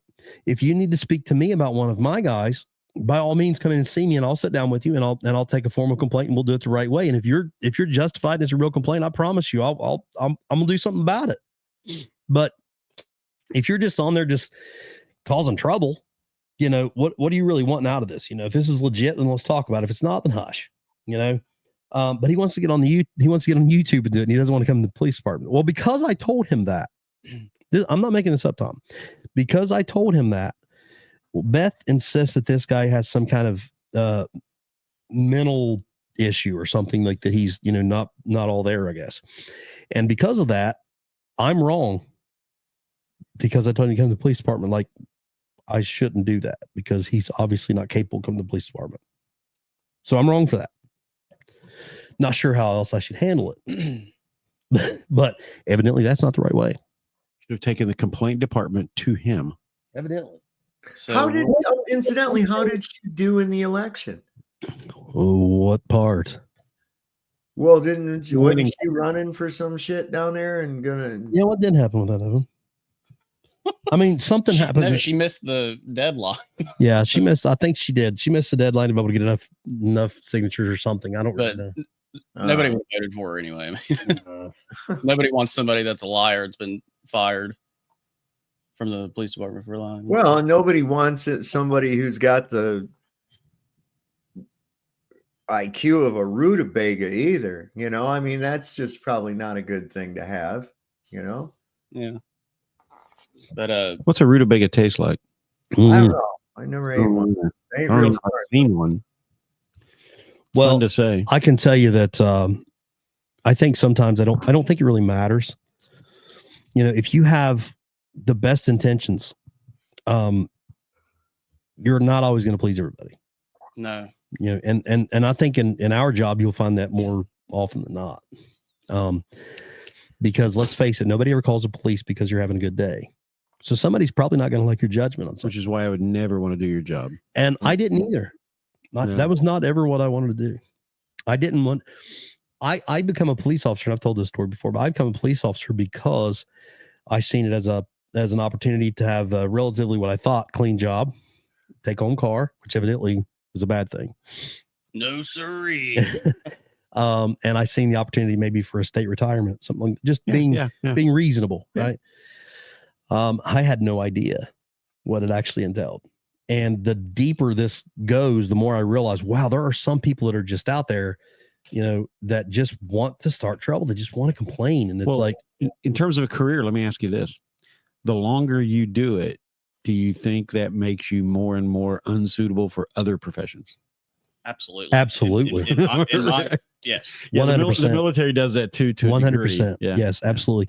As a matter of fact, I have found too that in a lot of instances, even the way that we try to please people, is unrealistic. Even in like a retail, you can't do that. You know what I mean? Because we're not directly dealing with the same type of situations. Right. So, I think too that, because we do have to be careful, and because there is always that situational awareness, which I think everybody should possess anyway, if you've done any kind of training or whatever. But because of that, I think it also changes even the way that you talk to people, the way that you do things. And it's maybe not even intentional. It's probably subconscious level. Right. I'm sure. But because of that, it makes it difficult, to be able to just have normal conversation or being able to, sell somebody something at a retail type position or something. So, it's, I never thought that I would be in this position. I certainly never thought I would be like a captain of a police. Yeah. Nobody did. No. Yeah. No kidding. but because they were desperate. If enough people die or retire, you just get there. All I got to do is just hold on a little longer. Hold on a little longer. Yeah. See, I'm kind of stuck in a crossroad where I've been doing it for 8 years, just about, and I'm still young enough to be able to do something else. But like, it's all my mind knows. You're right on the border, I would think.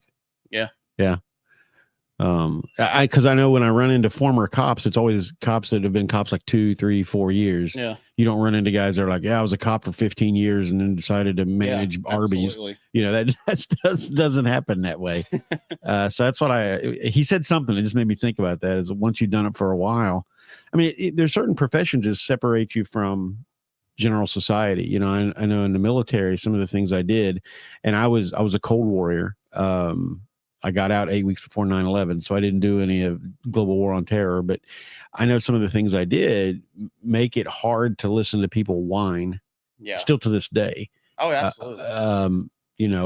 I just use this as one example. When I was in SF selection, we had these 10 different tasks we had to do, and without going into big stories, one of them was to take a Jeep that only had 3 wheels. One was removed, and we had to push it 10 clicks, which is 6.2 miles through the woods, with all of our gear on.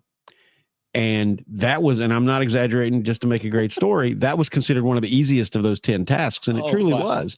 And so, so I'm explaining this to people, and I'll tell them, and I'll tell them, and they're like, that's crazy. And I said, that's the equivalent of me and you going out here and saying, hey, let's get 5 or 6 guys together and push my car from Ironton to, say, Cold Grove High School. Yeah. With all 4 tires on a highway, right? That's easier task than what we did. And so my point is simply not to say how great I am or I did amazing things, but to say that when you get out of the military and you've done things, it's hard to deal with people in a different way. Yeah. When they say I can't do this and I can't do that, it's hard to turn it off and go. Yeah. To see things back from their perspective. Yeah. And I assume with you guys, it would be, give me your version, but I would guess that it's, you see some of the most horrible parts of life that goes on around all of us all the time, but most of us never see it. Yeah. And you get called to witness it. Yeah. And to deal with it. And then you hear us say things that probably make you go, they have no idea. Oh, absolutely. You have to have the right mindset to be in law enforcement. I mean, I'm not even saying that I do. But at the end of the day, right, I'm still doing it after 8 years. Yeah, I've seen it and done everything you could think of at this point. Yeah, I can attest to that he doesn't. He doesn't. Chad said he can attest to that. If you guys don't care, once again, because I'm sure we got some different people in here, you guys let me know in the chat or leave a comment at the end of the video and let me know what you guys think about this format, the way we got things set up, more like the of like a podcast type thing where we've obviously increased our capability with, better equipment, but let me know in the chat or drop a comment to let me know what you think. You guys like the improvements? You guys like the direction of the channel or ideas that you want to see us do? We want to make sure that we're connected with you guys. We miss you guys. This is a lot of fun, and life's kind of got daily. I heard that a long time ago, and it makes sense. And we kind of got distracted, so it's kind of been tough. But I'm ready. It's got a question right there. Ironton Auditor said he needed to go, by the way. Oh, did he? Okay. You want to highlight that, Evan? Evan still doesn't know how to do his job. Nope. That one. The one that literally says, Leducator, I have a question. Okay. Real fast. I'm putting in, is anybody interested in being a tech guy? Because obviously the one that I have is broken. He's defective. You have to read it because I can't see it from here, everyone. Oh, you need glasses, buddy? Would you please ask? Have you seen an elected official be part of a YouTube channel with someone who was charged with capital murder? It's very specific. That is very specific. An elected official. Not that I can think of. I'm assuming they're alluding to a certain reality mean, that I don't know what you're talking about. Somebody said howdy sovereign, but they weren't asking. RF, what's happening, buddy? I'm trying to catch up, guys. I'm sorry. I'm literally trying to look over here and read the chat, so I apologize. And yeah, by all means, if Terry, if you're still with us, if you need to go, buddy, you're more than not a big deal. We can handle it. Hey, thanks for having me around, guys, and y'all out there in the chat. I love each and every one of you, guys. I'll catch y'all later. And we know that it's an hour away from midnight snack. Hey guys, this is Bethris here with a midnight snack. Midnight. Yeah. To answer everybody's question that nobody asked it, but they said, "What you care, Joe?" Are you gonna switch? You gonna switch the comment? There you go. He's letting you know if he had a brain, he'd play with it. But people said nuts, and what else was it? What else did they say? Little Debbie. Little Debbie. Salami. Do you guys like salami? My God, where'd you guys get that recorded? Not you guys. Listen, I'm not used to this stuff, but I'm really geeky on some stuff. So I can, I can get all kinds of stuff figured when out. he gets going with this, it's going to be crazy. I see potential. Yeah, absolutely. So, let me ask you guys a question in the chat. Oh wait, we were asking what everybody thought Bethrus's midnight snack was. That it salami. Evidently. Thank you for clarifying that, buddy. Good. An old cold Arby's beef and cheddar. Ooh. Oh no, I don't know about that. I know about that. I think it would be good, but the way you just said it makes me never want to have it. Yeah. He's like old cold. Yeah. See, this is what I'm dealing with right here. And Terry left me, the only other sane person. I'm Bethris, and I eat meat curtains. Oh my God. Oh man. What? Want to come smash your fish biscuit with me? Oh.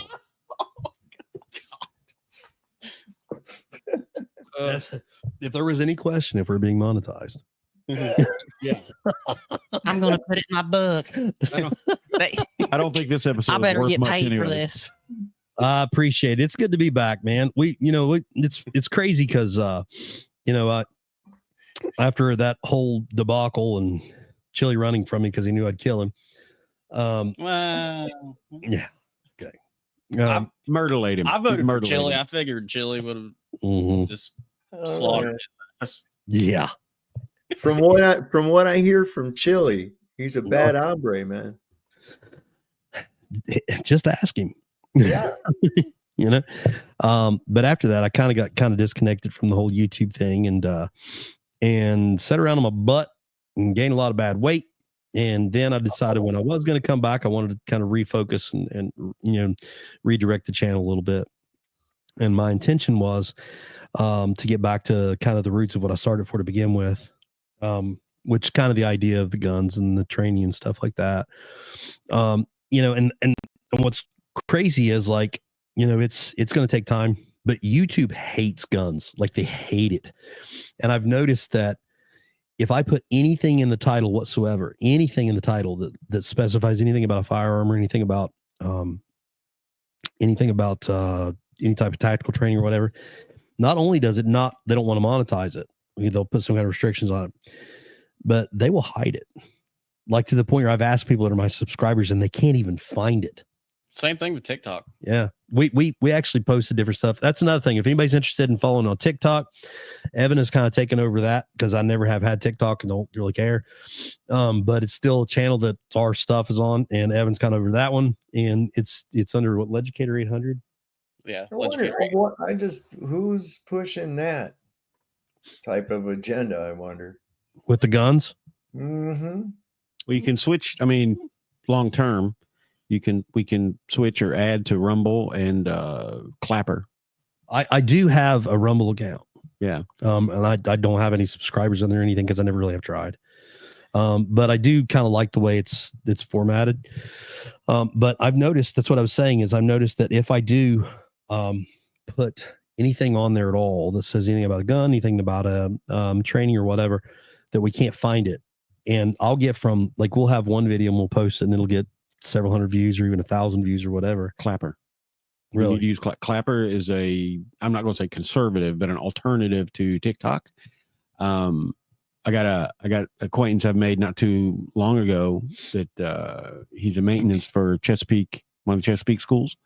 And he has a channel on Clapper. He's a drummer, musician, gets on there and does music versions of what we're doing. And he's monetized and making quite a bit of money. And he's only been doing it a few months. Really? Wow. Yeah. And it's meant to be an alternative. So that's cool. And like I said, I really don't care. I guess YouTube is kind of, it's because, and I give the credit to, everybody else because, you guys wouldn't even be here, know who I was, without Kick and obviously Irish Demon, and a lot of the other channels that really helped me get started, because I was just nobody and nobody knew who I was. He's still a nobody. I'm still a nobody. But nobody knew who I was. And that's kind of where I got everybody. So I enjoyed you guys so much that's kind of the content that I started making was more in line with what everybody, was in line with. So that's kind of what's led us here. And I'm perfectly fine with that. I don't care to chime in on stuff, and to do reaction videos or do live streams that are more, oriented towards the frauditor type thing. But, I also still have the interest in the firearm stuff. And, when we put up videos like that, it's crazy to watch. We can post a video and have 1,100 views on one, and then I post another one about a firearm and have 40 views. That's almost hard to believe. You know what I mean? Like they hide it to where nobody even sees it. And it's like, wow, it's just crazy. TikTok and YouTube has a way different way of doing things. They are constantly removing subscribers from me. Yes, I am a cop. Yes, I look at my analytics, right? And it'll tell me how many subscribers I've picked up that month, right? And every month it's between the range of 30 to 45 subscribers, right? But the number doesn't go up. Mm-hmm. And I'm like, that's what I was telling you that one time when I talked to you and I asked if you got a new channel, because I went and looked and I've been subscribed to him as long as, and we subscribed to each other immediately, and I wasn't subscribed to him. And I was like, no, I don't unsubscribe to anybody. I mean, I wouldn't even think about that. Right. So that's obviously something that they've done. Yeah, they do it all the time. I get people telling me all the time, what the hell? I got unsubscribed. That's why I didn't get notified of your live and all this other. And I'm like, this is nonsense. And there again, important issues that are facing us. And they don't want us speaking freely on important issues of anything. Sure.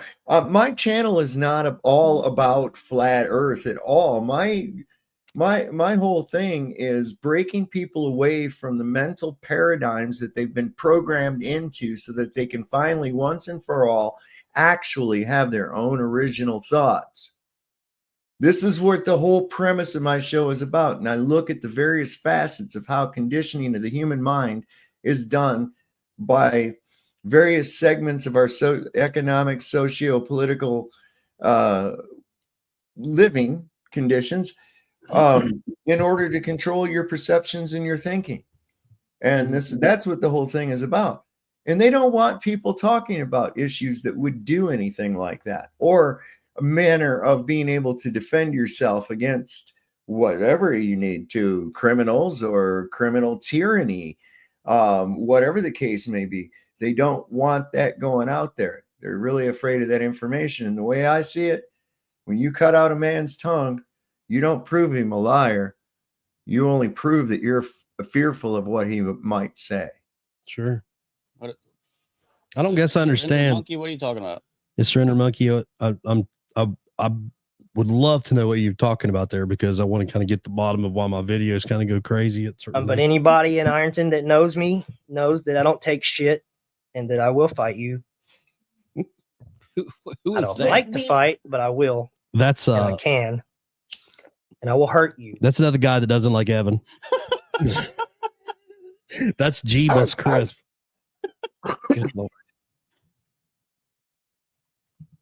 Yeah, that's another guy that doesn't like Evan. That's Tim Lyons. Jeebus in case you're Crisp. confused.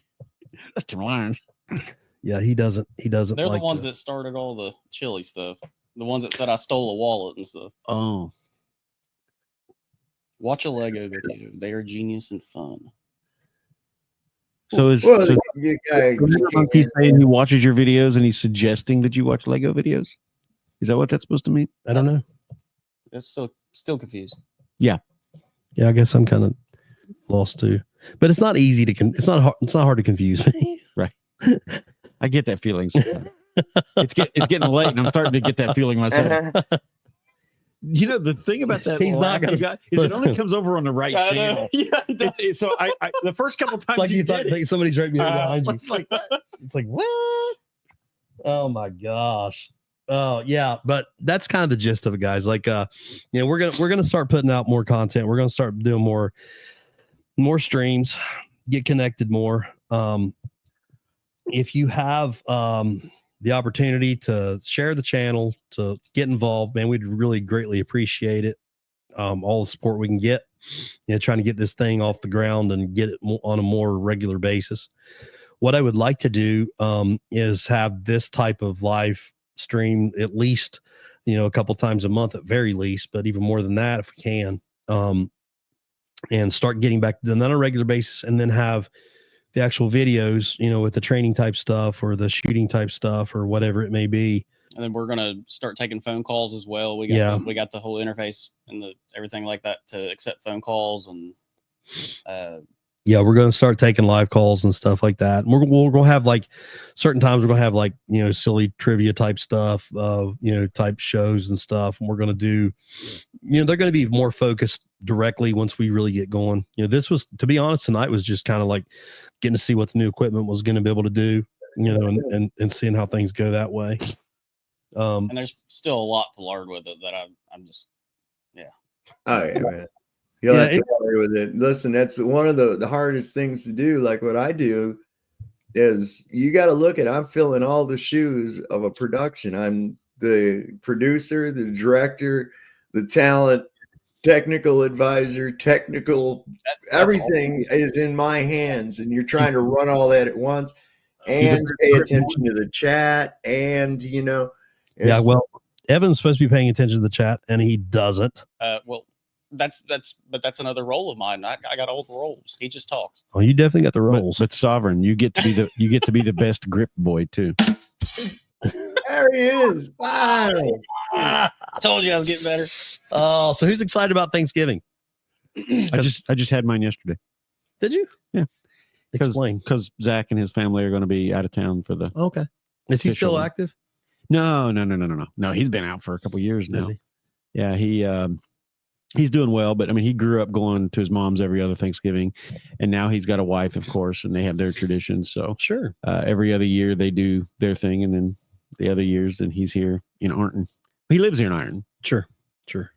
Well, normally, Tom's kind of our whiskey expert, and quite the cigar guy too, I believe.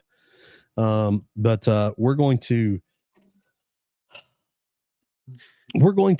probably do more.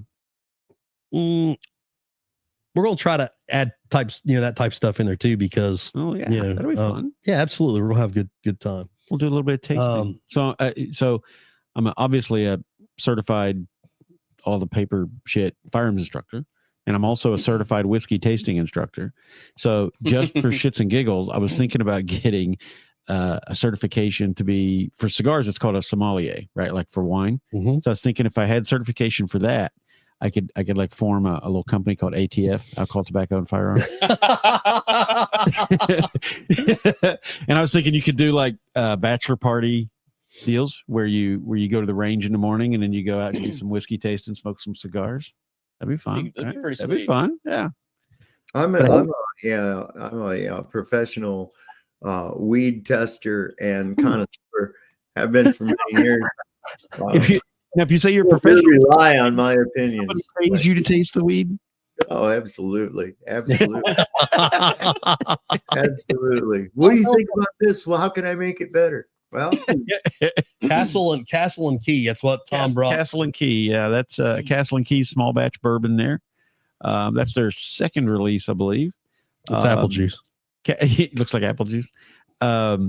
Castle and Keys. Shoot, I'm bad at this part. I think it's right outside of Lexington, and it's the Monopoly guy.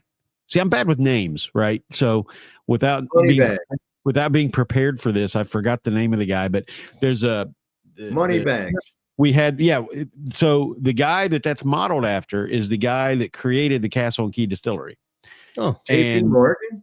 No, but he was friends with him. He was the whiskey baron of the robber baron era. He was the whiskey baron. Because the Moneybags is modeled after JP Morgan. No, it's this guy. Yeah, we learned that in whiskey class that the JP. Hey, real Morgan, quick, monocle or no monocle? Monocle. Yeah, I know the Mandela effect. Isn't that wild, man? Because we all know there was a fucking monocle on there, and they say, "Oh, I never was." And I'm like, I fucking know it was the Berenstain Bears too, by the way. So, but I didn't know Mandela went to jail, so that's a whole nother story. But anyways, so during that late Victorian era, in late 1800s, he made the Castle and Key distillery, and he made it to look like a castle. So from the outside, the distillery looks like a castle. Now on the inside, it's just a working distillery, like a factory. But from the outside, you look like you're walking up to a castle. Wow, that's cool. Where's it at? It's here. Hand me that bottle, please. Let me look it up. I went there, Frankfurt, right outside of Frankfurt. I had the wrong city. Frankfurt, Germany. No, Frankfurt, Kentucky. Oh, Frankfurt. Okay. Well, yeah. But anyways, back in the Victorian era, they would do the things called promenades, right? Which is where we get our modern proms at high schools. Most people don't know this, but the actual prom part of prom is when you go and all the kids parade in front of you as they're dressed. That's actually the prom. Okay. Because it's short for promenade, and a promenade is a walk. Right. So they had the Castle and Key. He actually had a spur of the railroad there, went right up to the front door of the distillery. So he had his own little railroad line. And whenever the robber barons, the lots of people that we would know the names of, the Rockefellers, the Morgans, whenever they would come into town to visit his distillery, he would be able to deliver their train car right up to the front door. And this is all still there at the distillery. That's pretty cool.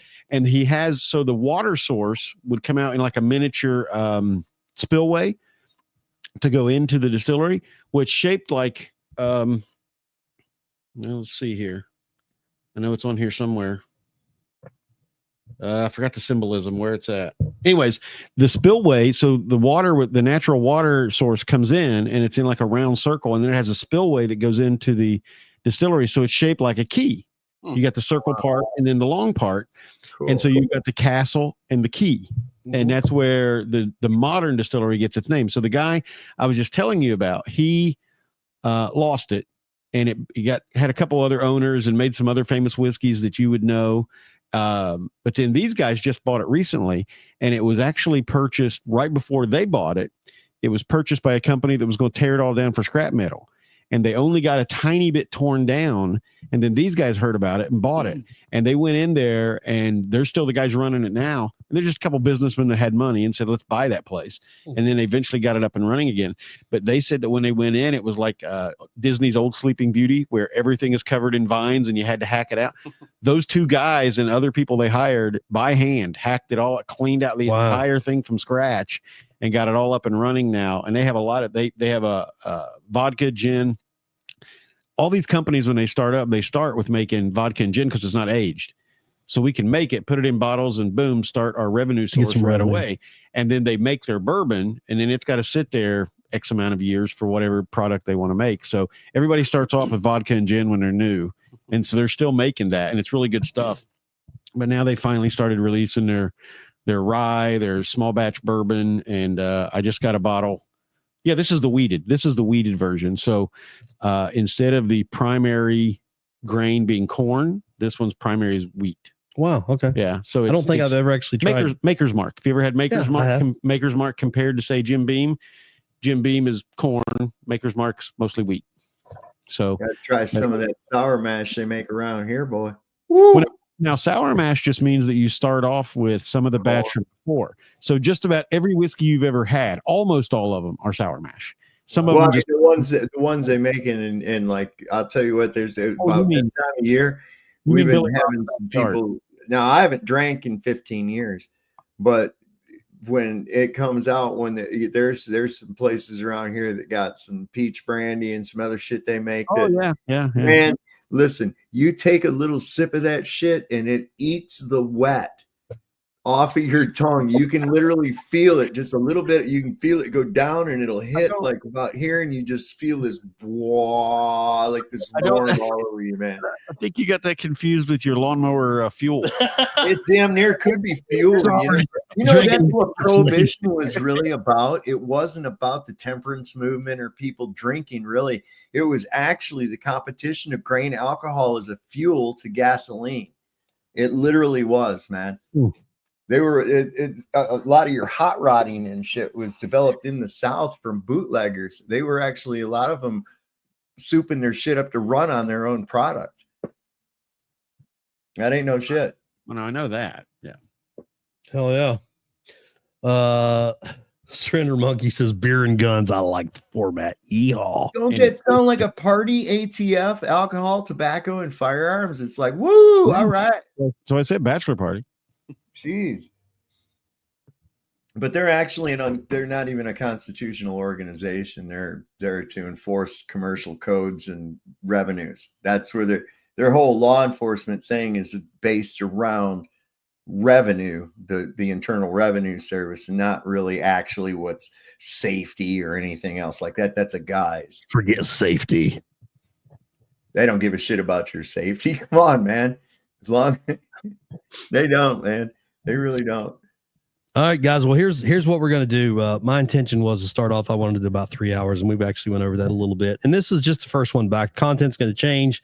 We're still going to work on different things, and we're going to improve different things. We're going to improve the visual quality, the audio quality, and the actual stuff that we work on and the content. So I really do appreciate you guys, for the ones that did hang out tonight. God bless you, man. I appreciate you guys. I've missed you guys greatly, and I hope to see some more of the old faces back in again next time. And we keep getting it back up. The reason that I enjoyed YouTube so much before was because the camaraderie, and the relationships that we kind of built with, the subscribers. And that's still the whole reason to do this. Otherwise, because I'll be honest, even though my channel technically is monetized, it doesn't make any money. That's not what this is about, so it's just about hanging out with you guys and being able to kind of exchange views and stuff like that and have everybody involved. This is weird, Chad. This is weird too, because today, for the first time in a long time, all of a sudden up my feed comes Irish Demon. And I caught it at the last moment, put something in the chat, and he was like, "Oh, Sovereign Soul, my God, how are you doing?" And I was thinking, that's really weird. Got that thing with Chad. Here's Irish Demon. And then I just saw a little while ago Tina Slay in the chat. I was like, oh my God, everybody's here. Well, I'll go through like I usually do. Sovereign, I'll give you your last word, sir. Hey, don't trust Whitey. The Lord loves a working man, and see your doctor and get rid of his ass.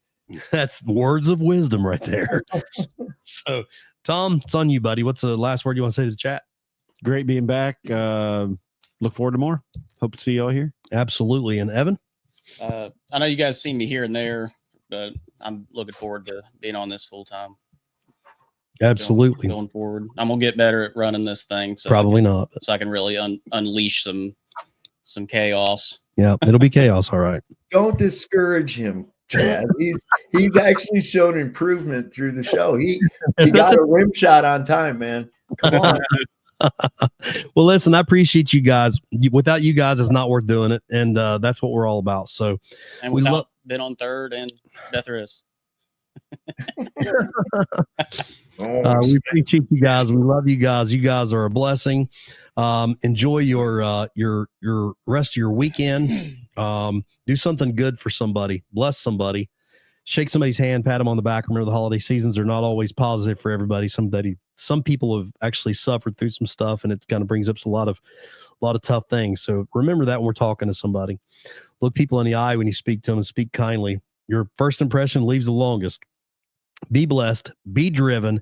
Make sure you keep checking in. Like, subscribe, share, and make sure that you check in with us on a daily basis to see what kind of content we got coming up. Be blessed. Be driven. Be focused. And as always, if you train like you fight, I can promise you 100% you will fight like you train. Good night, guys.